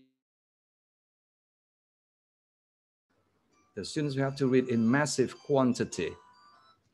Massive means they have to do it every day over a period of time, maybe 1 year, maybe 2 years, maybe 3 years, or maybe forever. Yeah, so the amount will have to be massive. Bonigrum, I will send you the slides later, so you don't need to take photos. It's very easy. And the last one is you need to make available a wide range of stories, a wide range of reading and listening materials to your students so that they can choose, so that they can pick that they want to listen to or that they want to read. Now, again, here are the links, the relationship between reading and listening and reading and writing and listening and speaking. Yeah, if you read a great deal, chances are you'll become a good writer. You'll be able to write well. You'll be able to write fluently, coherently for different purposes, maybe using different modalities and different channels as well. if you have become fluent listeners, I think you'll be able to speak well. You'll be able to express yourself clearly and fluently and coherently as well. Now, if you do both, listening and reading, I think your overall language proficiency will also improve a great deal. So that is the power of story listening and story reading. Let me end by sharing with you some important quotes from experts. Now, one of the experts in the field of independent reading, pleasure reading, is a professor, retired professor by the name of Stephen Krashen. And this is what he says many, many years ago. Ibu Ika is going to read this for me. Ibu Ika, are you still there? Ibu Ika, yes. Yeah. Yes, please read this slowly. When enough reading is done, all the necessary grammatical structures and discourse rules for writing will automatically be presented to the writer in sufficient quantity. Yes, Bu Ika reads very nicely, yeah? Bu Ika, can you please read it again? I'm sorry. Yes, so reading and writing, yeah, but the key word here is sufficient quantity. Kalau hanya baca satu, if you just read a book, your writing will not improve. You need to read 1,000 books and your words will flow like a river. Here is about listening. So I'm just echoing what Stephen Krashen says, but instead of reading, I changed reading to listening. Bu Ika, read this again. The same quote, basically, yeah? Okay. When enough listening is done, all the necessary grammatical structures and discourse rules for speaking will automatically be presented to the speaker in sufficient quantity. In sufficient quantity. So reading and listening are good. Reading and listening are excellent for us to help students develop their speaking and also their writing abilities. But you may be saying, asking, yes, reading is good, listening is good, but where do we get the materials? Hey, there's a lot of materials out there on the internet available for free. Here is one example, Storyline Online, excellent resource for teachers. It doesn't matter where you are, as long as you have access to the internet, and if your students have access to the internet, they can read, they can listen to these stories, read aloud by very well-known people, movie stars, movie actors, political leaders, and many other celebrities. Yeah, Storyline Online, free access for you. If you're looking for books, go to the Asia Foundation website, Books for Asia. Again, it has hundreds or maybe thousands of books available, written in different languages. So you get to see the English version, the Java, I'm not sure about the Javanese, but the Bahasa Indonesia version and other language versions as well. Again, all this can be downloaded for free. What you need to do is start thinking about how you can change your pedagogy from teaching language explicitly, teaching language rules in the classroom, to teaching using stories like this. And if you don't have a lot of time, but you have some money, then you can try this excellent resource. It's called X Reading. And my colleague later, Paul Goldberg, is going to talk about how this library, digital library, can help your students to develop their English language proficiency by doing a lot of reading and by doing a lot of listening. All the 1,000 plus books are available 24 hours a day, and the students can read and can listen any time. And the teachers can also monitor, check, and help and support the students in the process of reading and listening to stories. So the name is X Reading, and Paul Goldberg, my colleague from the Extensive Reading Foundation, is going to share with you more about how this can work in your school situations. Ladies and gentlemen, I have shared with you very briefly three major points. Number one is the benefits of stories. I hope you have now become more convinced that stories are good for you, for your students, and stories are the kind of things that make you happy and healthy as well. I've also shared with you two approaches to language teaching: teaching language as knowledge and teaching language as ability. And finally, I've also shared with you what has been referred to as a story-based pedagogy, using a very simple structure like hook, book, look, took. And that is how you can engage students in the classroom, in the lesson, using stories as the basis for organizing your lesson. Ladies and gentlemen, I began with a story, and I'm going to end with a story as well. Remember, the beginning of the story is making a difference, yeah? Starfish. Now, this is my end. Listen to my story. Now, this story is dedicated for ibu-ibu guru, not for the bapak, yeah? All the ibu-ibu guru in the audience. Now, here is how the story goes, yeah? 10 men and 1 woman are hanging onto a rope that comes down from a helicopter. The helicopter is in trouble, so they have to, come down through the rope. But the rope is not strong enough for 11 people. So one of them will have to let go of the rope. If not, then the rope is going to break. So one has to go, but nobody wants to let go of the rope. But the woman volunteers. Yes, let me do it. I will let go of the rope so that all of you can live and survive. But before she lets go of the rope, she gives a speech, a very touching speech. And she says that as a woman, I am used to looking after my husbands, looking after my children, and that's what women are for. We sacrifice for men and the children in our life. And all the men begin to cry, and then they clap their hands. Thank you very much for listening. So who is left on the rope? Interesting. My website has a lot of resources. Feel free to download all the books and other resources. The name of the address is willyrenandia.com. And I will send my slides, the link to my slide using the chat box. Thank you very much, ladies and gentlemen, for listening. Thank you very much, Pa Willy. Everyone, another big round of virtual applause for Pa Willy. Please choose a reaction and also type clap, clap, clap on your Zoom chat for that wonderful and eye-opening presentation. A very interesting plot twist as well. So, ladies and gentlemen,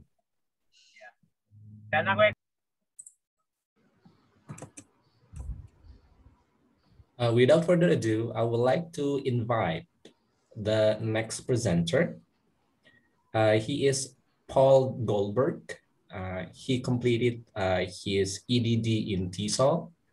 He has taught English as a foreign language in Venezuela, Spain, Korea, the US, and most recently in a particular university in Japan. His main areas of interest include extensive reading and extensive listening. Paul founded X Reading, an online library, because of his desire to make graded readers accessible for students and extensive reading programs easier for teachers to manage. So I would like to invite Paul Goldberg. The screen and time are yours. Thank you very much. Just confirm, can you hear me? Yes, you can. Great. Yes, yes, sir. Yes, yes. Okay, I'm going to share. Oh, it's not letting me share my screen though. Okay, please wait for a while. Okay, let me try again. Not yet. Let me know. Yes, please try again, Paul. Okay, one moment. And yes. Yeah. Perfect. Great. Thank you very much. You're welcome.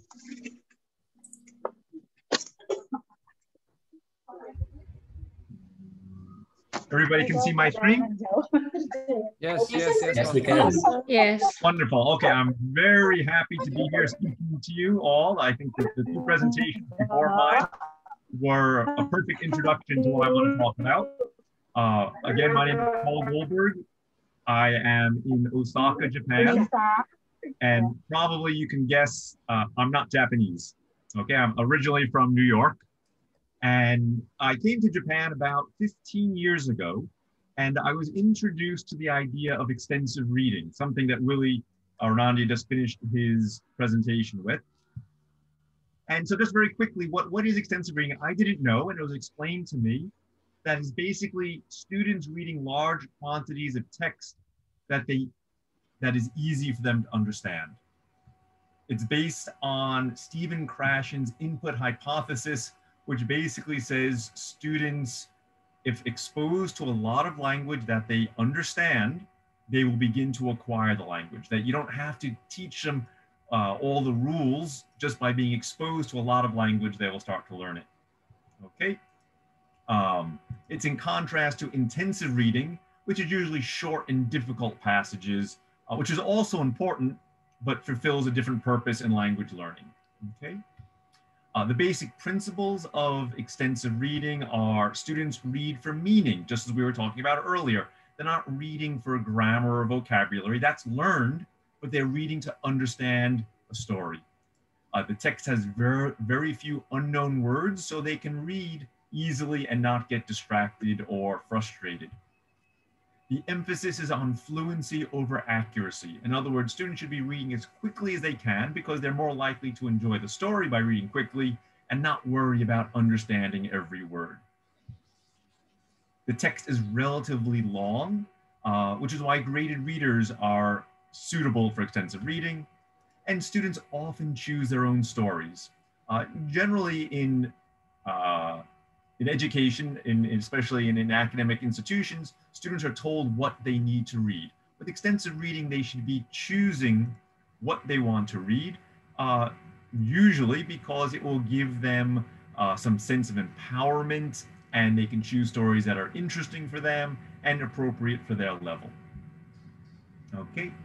The big benefits of extensive reading, it's students see a purpose to read, which is to engage with the story. And again, as I think we've heard repeatedly today, the power of stories cannot be underestimated. It's in our DNA, whether it's turning on the TV, reading a book today, or listening to our elders around a fire sitting in a cave 20,000 years ago. That's just what makes us human. Students can enjoy reading, okay? Vocabulary is recycled. So this is kind of the pedagogical heart of extensive reading. By reading a lot, students see the words they're familiar with, but may not know how to use. And then they can, seeing how they're used, become more familiar with them and start to learn them themselves. The understanding of how words, the understanding of known words is expanded. For example, a student may know the word blonde. Blonde is kind of a yellowish color, but they may not realize that it has limited usage. We usually use blonde for hair. We don't use blonde for a car or something like that. Okay, and that is something, there's too many rules for students to memorize all of them. They learn them through encountering the words in extensive reading. And students' reading speed and fluency improve, and there's a lot of research to show that. And this is very important because even if students are taking standardized tests, whether TOEFL, TOEIC, IELTS, there's usually a lot of reading, and they need to get through that quickly as possible.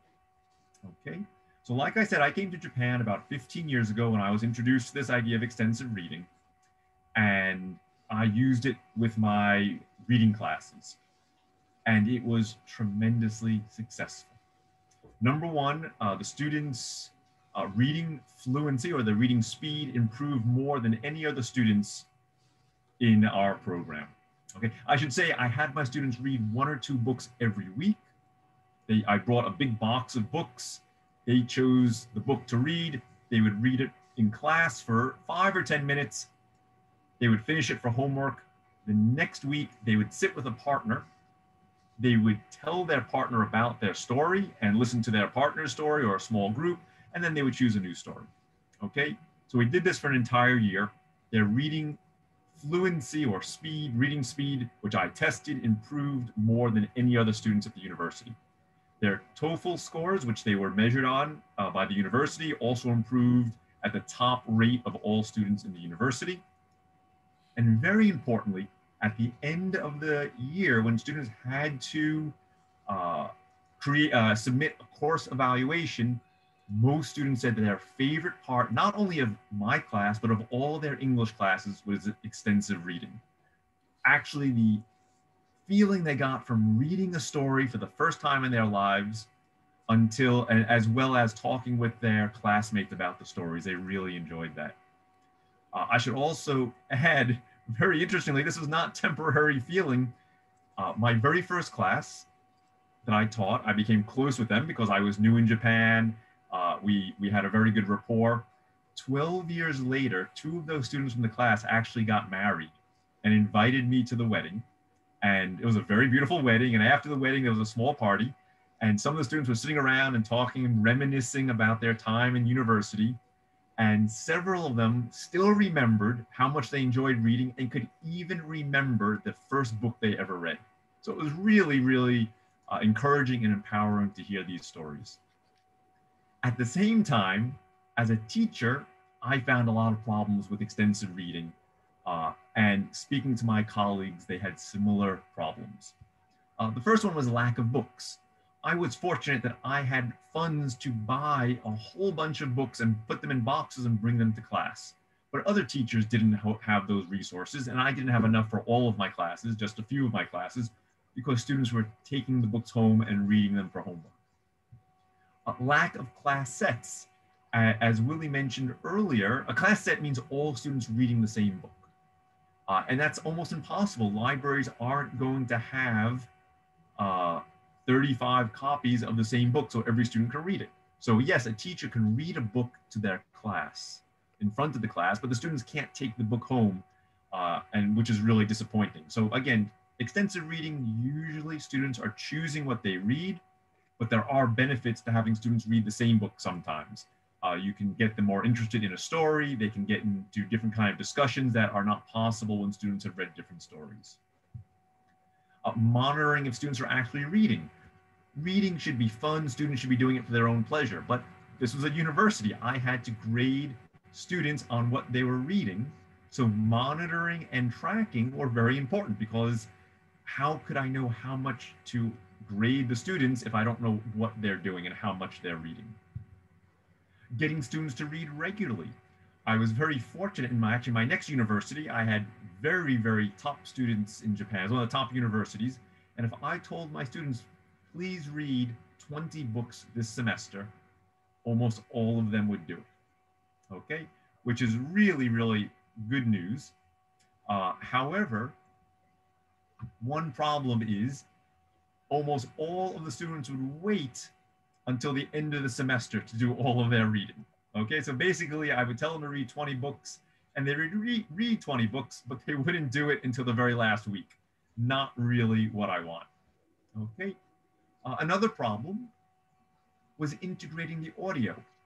Almost every publisher makes professionally narrated audio for their graded readers, so students can listen while they read. It can be more engaging, more interesting, and can help their listening ability. But there's one problem. Even in the year 2021, most publishers still put the audio on a CD. And I don't know in Indonesia, but in Japan, nobody has CD players anymore. No students are carrying around CD players. So it was just not very useful and could not integrate the audio as much as I wanted to. And finally, the library, where students typically will get books, isn't always available for students. It could be nighttime, it could be the weekend, and as we've learned this past year, it could be a global pandemic and students aren't coming to class or coming to this school and therefore can't get to the university. So because of all of these very frustrating problems, I decided to look for a solution. There had to be a better way. Unfortunately, I couldn't find one, so I decided to develop my own. And that solution eventually became X-Reading VL, which is a virtual library of graded readers that students can access anywhere, anytime, with no limitation. The mission is simply making extensive reading easier for us teachers, more accessible for students, and profitable for publishers. So I do have to say right here at the beginning that X-Reading, as much as I'd like it to be free, is not a free resource. There are many free resources. Willie mentioned some, and if you look online, you can find others. But for X-Reading, I need to pay the publishers to put their books on the website. So I wish it were free, it's not, but we do try to keep the price very, very cheap. So a quick overview. It's an online library of over 1,300 graded readers from almost every major publisher. And we are constantly adding more. In fact, as soon as this presentation is finished, I'm adding 5 new books. Almost every month we add 5 or 10 more books. It gives students unlimited simultaneous use. Means every student can read every book at exactly the same time. So any book can be a class reader. It also means 1,300 books is not really an accurate number. It's 1,300 books per student. So if you have 1,000 students in your school, it's like having a library of over 1 million graded readers. Works on computers and mobile devices. We have the audio for all the books. We have quizzes, background information. We're creating activities, things like that. And a standardized level system so students can find the books that are most suitable for their. It's then linked to the learner management system or an LMS. Okay, an LMS, if you're not aware, is an online system that has a teacher side and a student side. The teacher can create some activity or assignment. The student can do the work, and the teacher can monitor what the student is doing. Okay, and it's very useful because this allows teachers to track all of their students' reading progress, how many books they're reading, how many words they've read, how many minutes they've read, their quiz score, and information like that. You can assess if they're understanding through the quizzes, you can guide their selections, and you can assign activities for the students. Okay, it works on computers, works on tablets, works on smartphones. An important point is we use adaptive text, not PDF. Okay, on a computer or tablet, it doesn't make a very big difference. But on a smartphone, it makes a huge difference. This is adaptive text. You can pretty much read it with no problem. This is a PDF. To read a PDF, you're gonna have to pinch and zoom, not very convenient, okay?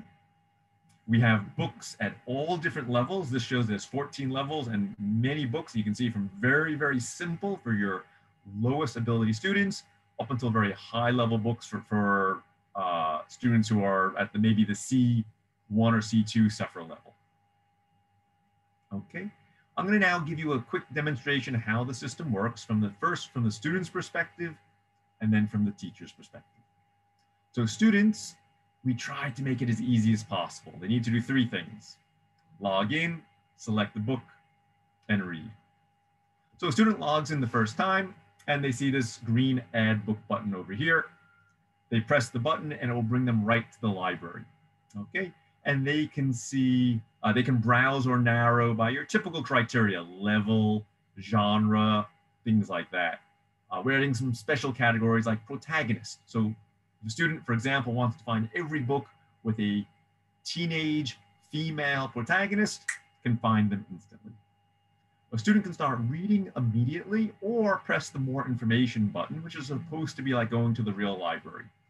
Here they can get the background, the back cover summary and the metadata. How many words? Is it British English? Is it American English? What is the genre? Is there audio? How many minutes is the audio? Things like that. They can read the first 5% of the book before they check it out. They can listen to the audio. They can see a character list. Many students report that one of the most difficult aspects of reading books is keeping track of the characters, especially if the names are unfamiliar.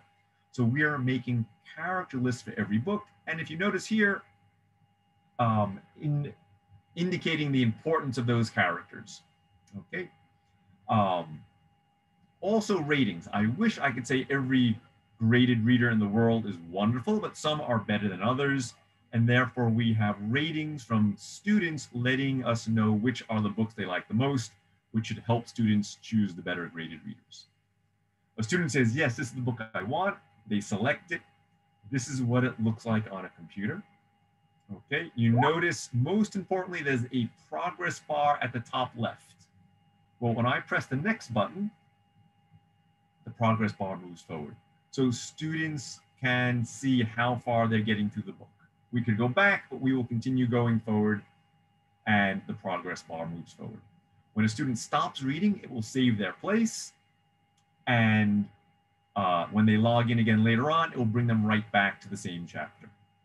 When a student closes the book, I'm going to close the book right now. This shows you the data that is collected for the student. Okay, so you can see we were reading a Little Princess. It's level 2, 2,044 words. It tracks how many words we've read, 326. Of course, it doesn't know if we really read, but that's how many words are on the screen. More importantly, it tracks our reading time, 22 seconds. That means it can calculate our reading speed, 445 words per minute. This is important for two reasons. Number one, reading fluency is such an important part of extensive reading, but it's very difficult for teachers to know their students' reading speed. So this is a great way to be able to know what speed your students are reading at. Also, if you are giving grades, there is always a chance students will try to cheat. And this is a great way to catch students who are cheating. So when I see 445 words per minute, I'd be very suspicious if my student really read this book. Probably they were just flipping through and not actually reading, because I know native speakers can generally read 300 to 350 words. Very unlikely a student is reading 445 words. So it's a good way to monitor students' reading speed and to catch students who might try cheating. Okay. You might say, well, a student who gets caught, maybe next time they will just open the book and walk away and do something else. It's not that easy, okay? Because if a student opens a book in X reading and then leaves or goes to a different browser tab, after 1 minute, they'll get a silent pop-up that says, hello, are you really here? If they don't reply immediately, the book will close automatically, okay? I'd like to now talk about some additional features. Number one is it's an online system. So if students go to the view settings, they can change the size of the print, the margins, the background, even the background color, which could be useful depending where they're reading. We have quizzes for every book. These are designed specifically for extensive reading, meaning we don't ask difficult grammar or vocabulary questions. We ask questions, major details about the book, the kind of thing a student should remember after they finish reading. Students can rate the book and give a review. That's where we get the ratings and reviews from. We've integrated the audio, so students don't have to get a CD anymore. They can just press the play button and they can see the audio, listen to the audio anytime they want. However, it's important to point out there are some distinct differences between extensive reading and extensive listening. A major difference is speed. Who decides a student's reading speed? Themselves. But who decides the listening speed? The speaker. And that might not be suitable for the student's ability. Therefore, we have integrated the audio at 5 speeds. The original from the publisher, 10% slower, 20% slower, 10% faster, 20% faster. Very importantly, without distortion. So they're not going to hear a strange kind of narration. It's going to sound very natural. So I'd like just to give you a quick example. This is the original speed that the publisher provided. Okay, let me know what you think. Well, think about this, about the speed. What would your students feel? Chapter 1, Down the Rabbit Hole. Alice was beginning to get very bored. She and her sister were sitting under the trees. Her sister was reading, but Alice had nothing to do. Okay, I think many of you would agree that's quite slow. You can read much faster. Our students, even low-level students, can read faster than that. So we're going to speed it up the full 20%. And let's hear how that sounds.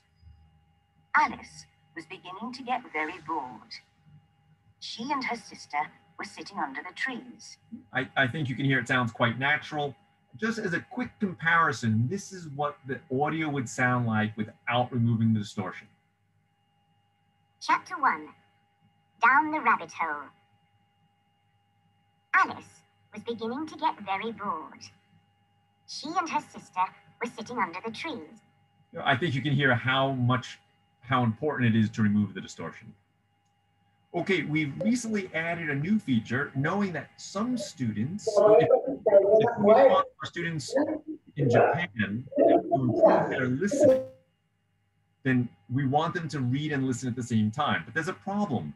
If students are reading and listening for a long period of time, they will actually stop listening and focus on the text because their brain will get tired.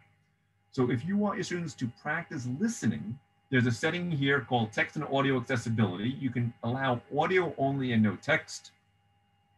And this is what the students will see. So they can continue seeing the pictures, the chapter headings, but they have to listen to the story. Okay, now I'd like to talk about X-Reading for teachers. And this is what makes X-Reading, I think, very unique. There are many free reading resources online, and they're great. And I definitely recommend if you don't have a budget to use them. But with X-Reading, there's also a teacher side. Okay, and the important point is you can view your students' data. So here is a list of all of my classes.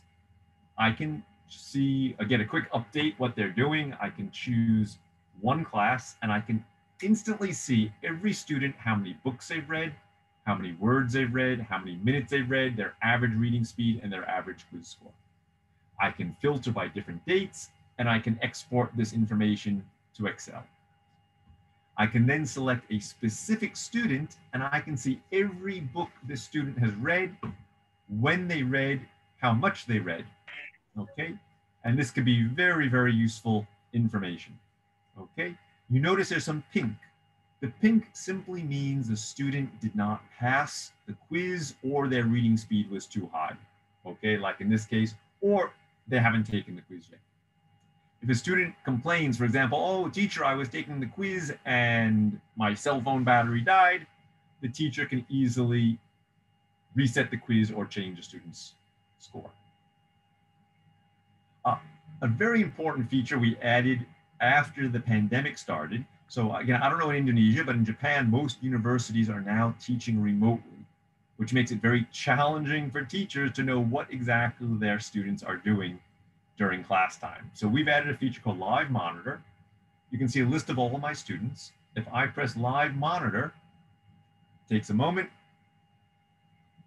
and it will tell me exactly what my students are doing at that moment, at this exact moment, okay? I can see gray means they're absent, they're not logged in. Dark green means they're reading a book or taking a quiz. Light green means they're somewhere on the website. And the very important pink means they've logged in, they're in class, but they're not doing what they're supposed to be doing, okay? Another feature teachers can use is restrict the library. If you want your students to only choose from a smaller group of books, you can do that. So for example, these are the 14 levels. If I uncheck any of these, students will not be able to choose those books. The one I use most often is I tell my students, please read one book a week, but I don't want them choosing very short books. I will just uncheck, uncheck, uncheck. And then the shortest books students can find will be 3,000 words. What if you want all of your students to read the same book? You want a class reader that you want everybody to discuss. You can go to select specific title. In this case, I chose the book Egghead. This is an award-winning book about bullying, very important topic in Japan. I choose that book. I submit. Now, when the student presses add book, guess what? They will only see Egghead. Okay, so it's a very good way to lead your students to the book you want them to read. Some upcoming features we have for the near future. Number one is a speed reading component. There's research that shows that extensive reading will help students improve their reading fluency, but it takes time, okay? It takes several months. However, if you integrate a speed reading component simply means short reading passages that students are try specifically to read as quickly as possible. track their time and do day after day, they can actually increase their reading fluency very quickly. Pre-reading activities, we will be creating games and activities. Students can learn the vocabulary before they start reading.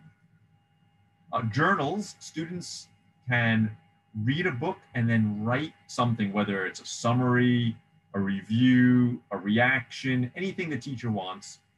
The student will be able to write and the teacher can read it and comment on what the student has read and give a grade. A leaderboard, so students can compete with each other to be the top reader. X-reading for independent authors.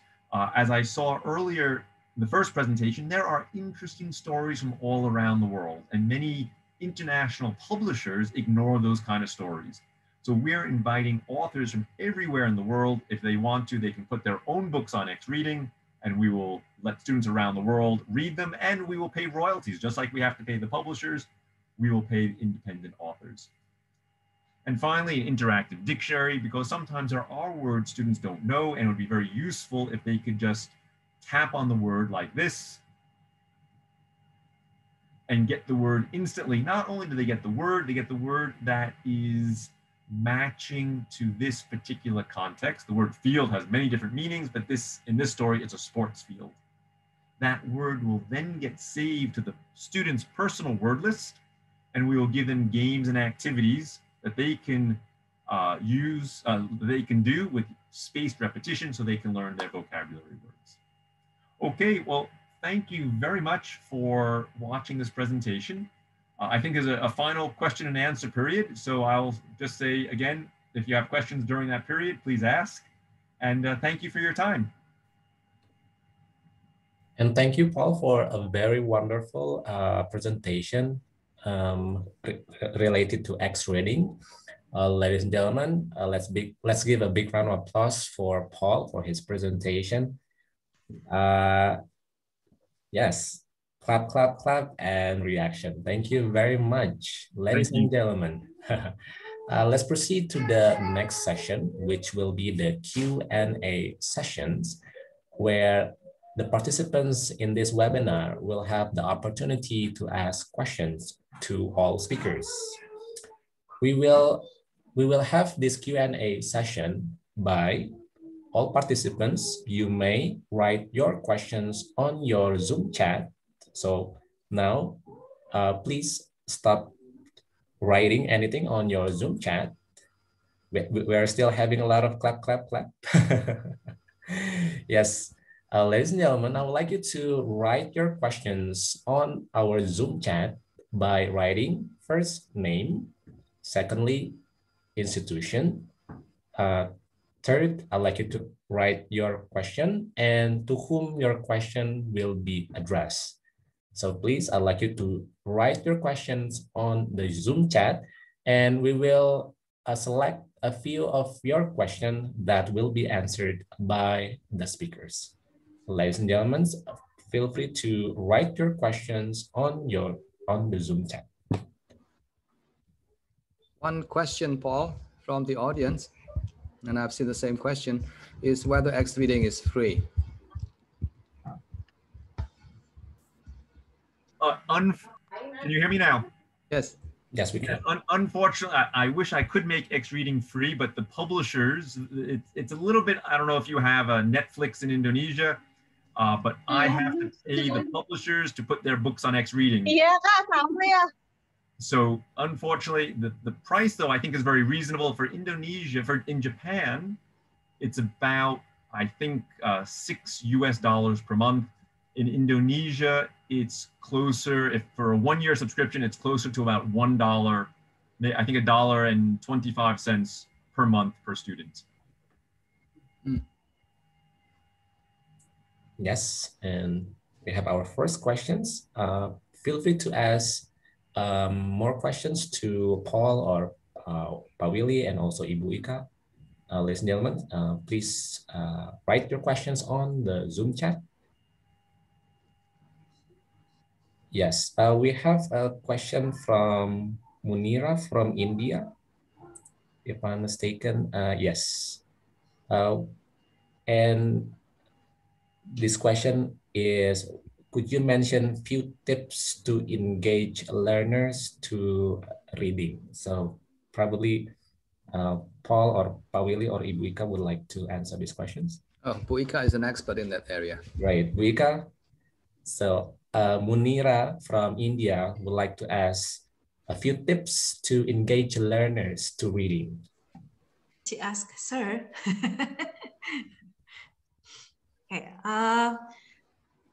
As I mentioned earlier in my presentation, I think before jumping into the text, asking the students to read, especially in Indonesian context, for example, because as you already saw in the chat box, like Indonesian students tend to, prefer to watch rather than reading. So what can we do to engage the students to read? First, I'm going to give to the storytelling first, like giving overview orally of the stories, but I will keep the suspense. So that way I will make the stories like still mysterious for the students, but I have already given some clues or the overview of the story. And then I will take my students to look at the, or to read the text together. So that's one way. Another way is that I can read the book. I can read aloud the book with them, and I will do the interaction with them, asking questions or giving comments in every stage of the story. So I'm not going to read the whole thing from the first page to the end. I will just stop every now and then just to make sure that my students are still with me and to keep their motivation alive as well. Yeah. Mm. Yes, storytelling is a skill. Storytelling is an art. I think you need to go to Google and find out what a good storytelling is all about.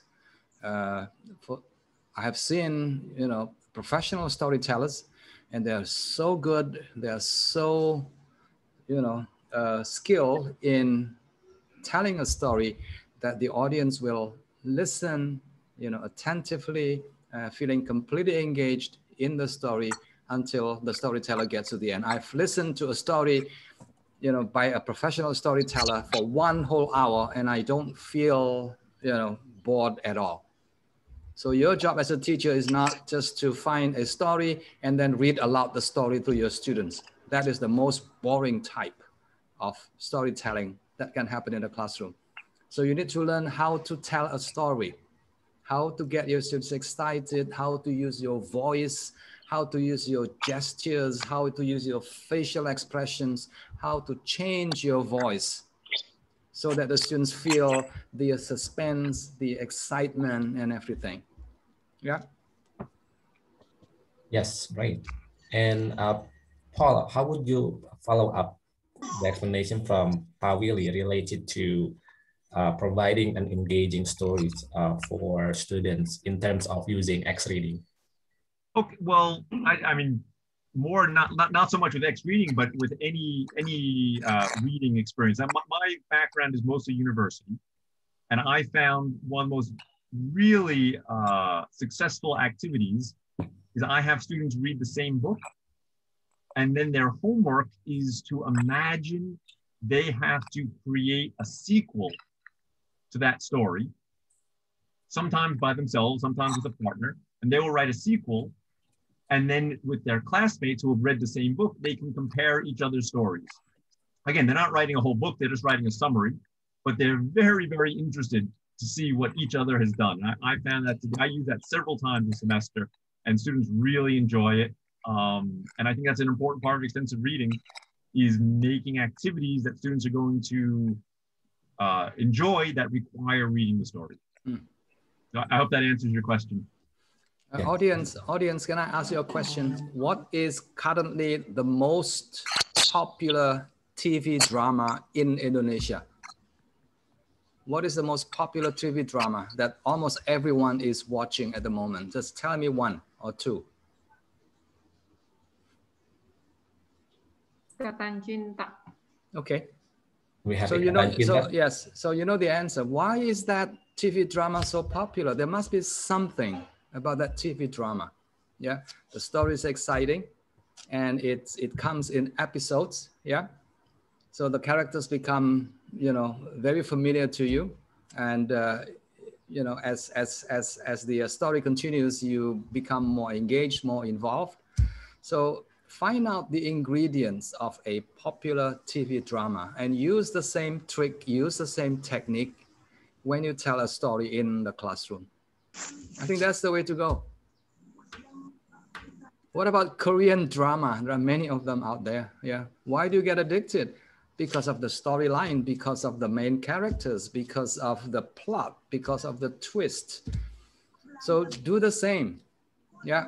Stop being a teacher that explains everything to your students systematically. The students don't want to listen to that. Yeah. Yes, tell them a story. Yeah. In line with your explanation, actually, Pak Willy, one of the questions is about Korean drama. So is it possible to incorporate Korean drama, which is in Korean, and to enable students to be engaged in learning English? Paul is an expert on Korean dramas. Japan is so near Korea. Well, time is yours, Paul. I don't even have a TV, so no idea. The answer is yes. Now here is what happens. If you watch Korean drama and you listen to the original language only, you won't understand everything. You won't understand anything, right? And because of that, you don't learn anything, because language learning happens, according to the theory, language learning happens if you understand. That's the very first major requirement is that you understand the language. Now, if you just listen to the Korean version and you don't understand, you don't learn anything. I mean, you enjoy the story, but you don't learn the language associated with it.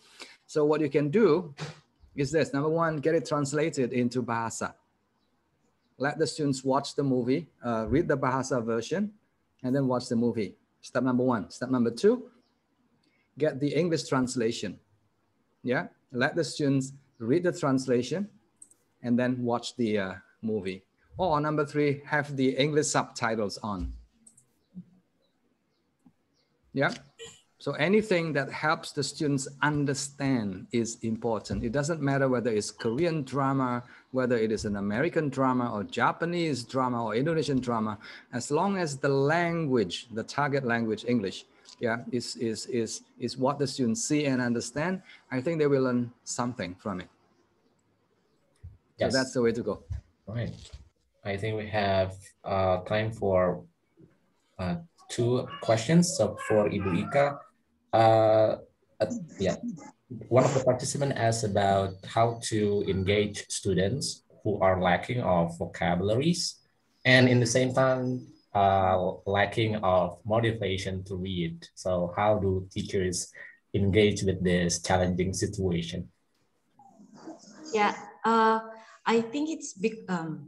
As Pak Willy mentioned, it's very important that we make sure the students understand the story. So it's not haram actually when we tell the story in Bahasa Indonesia first. We just tell them the overview or the gist of the story in Bahasa Indonesia, and that's okay. Because I know some teachers, they are afraid to use Bahasa Indonesia just because you are teaching English. But I think it can help the students to build their background knowledge about things, because still you have to keep the suspense. Just like when you watch a Korean drama, because the plot is interesting and you always want to know what will come next. So we need to keep that one. So you don't have to tell everything in Bahasa Indonesia. And then how to build the students' vocabulary is that we know that for stories, usually the story have certain main characters and they have problems that they need to solve. So you don't have to explain all the vocabulary, just vocabularies useful for the students to understand the main stages of the story. So what happened in the beginning, what is the problem, and then how or verbs related to how the characters dealing with the problems. So you don't have to do, or you don't have to discuss all the words. And when you talk about verbs or actions, usually in stories, the verbs are related to actions. So actually, just like in the Singaporean classes that Pak Willy mentioned earlier, usually in the beginning, the teacher will invite the students to sing or dance. And actually we can also do some miming game, for example, and then let the students do the action and then say the word at the same time, so that when they hear the words during the storytelling, they know. And we can also ask the students to do the actions that we have prepared before we tell the story to our students. Yep. Yes, thank you. One last question to Paul. Yeah. Does X Reading have books originating from Asian countries? Yeah, good question. I'm not really sure what you mean originating from Asian countries. That like the main characters are Asian or the publisher is Asian? For example, stories from our first presentation from Bu Ika, we had Bawang Putih and Bawang Merah, and also, yeah, the stories from. Okay, very few. I'd say we have maybe 1,300 books, there's maybe 1 or 2%. And that's actually what we're trying to increase. There's so many wonderful stories from around the world, folk tales, legends that, you know, every student in Japan might know this story, but nobody in Indonesia would have heard these stories, and vice versa. So that's what we'd like to do, is try to increase the number of local stories that can be shared with students around the world. Yeah, I hope that answers the question. Right, and thank you very much, and thank you very much for all speakers who have presented their materials in this webinar, and thank you very much, ladies and gentlemen, for participating in this story-based language learning pedagogy webinar held jointly by Balai Bahasa UPI or UPI Language Center with Tikomdik, UPTD Tikomdik, Dinas Pendidikan Provinsi Jawa Barat. Let's again give another virtual round of applause for the speakers by clicking your reaction and also by typing clap, clap, clap on the Zoom chat. Ladies and gentlemen, thank you very much, Ibu Ika, Willy, and Paul for a very fruitful presentation. Hopefully the participants and the committee will be able to provide similar webinar in the near future. Thank you very much. I hope I can come to Indonesia soon. Okay. I'd like to meet everybody in person. Yes, that's right. Amin. Thank you very much, Ibu Ika, Pak Paul, Pak Willy. Thank you, Pak Indra. Yes. Ladies and gentlemen, I would like you to please stay in the Zoom meeting. The committee will provide you with an exit ticket link that you may fill out in order to receive one of the benefits from this webinar, which is your electronic certificate of attendance. So please stay on this Zoom meeting.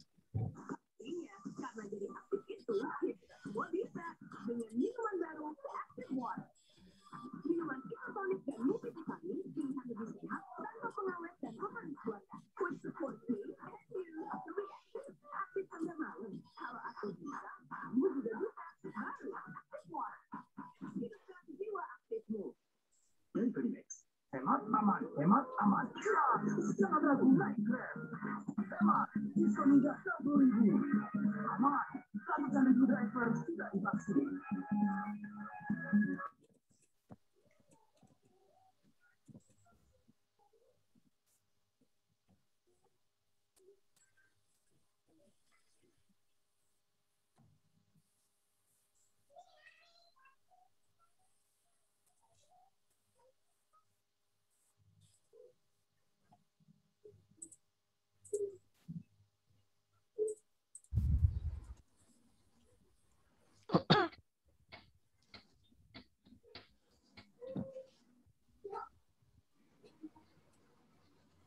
Right, ladies and gentlemen, please stop writing on your Zoom chat.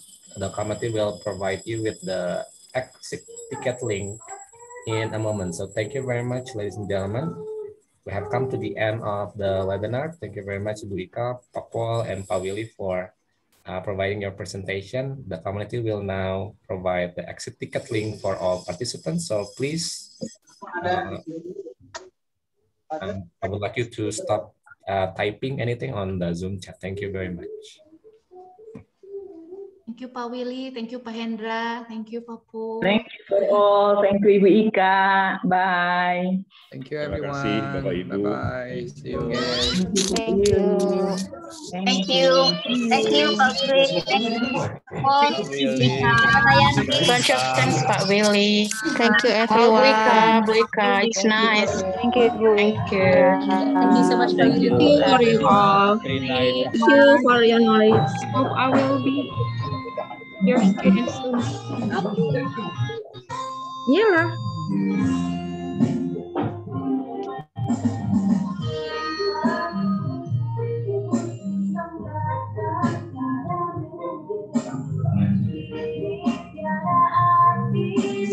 Oh, dihibur dengan musik patah hati itu sepertinya Pak Adrian. Musik patah hati. Yes, a very interesting comment. Thank you. The committee has provided with the exit ticket link on the Zoom chat. All participants can fill out the exit ticket link.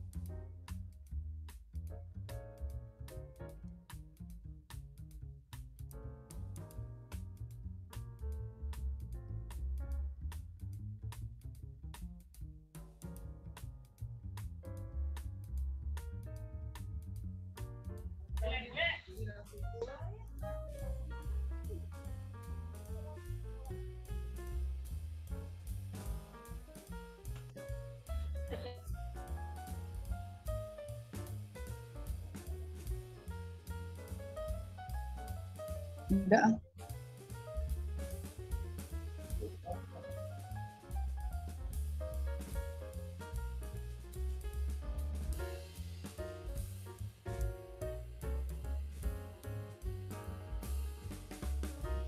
Mangkat dong.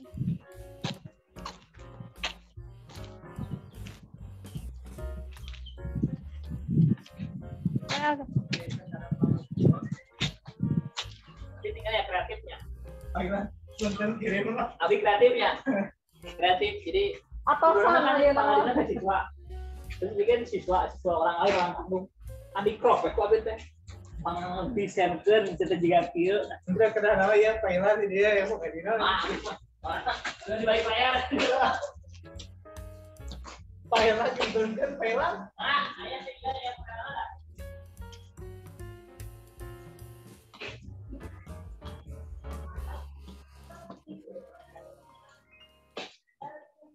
kurang si ruangan teh manjangnya dapat jadi itu bisa penyelesaian ruangan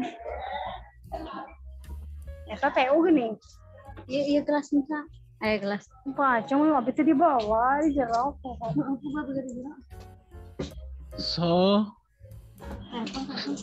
well, bye bye everybody. I'm leaving this room. Bye bye.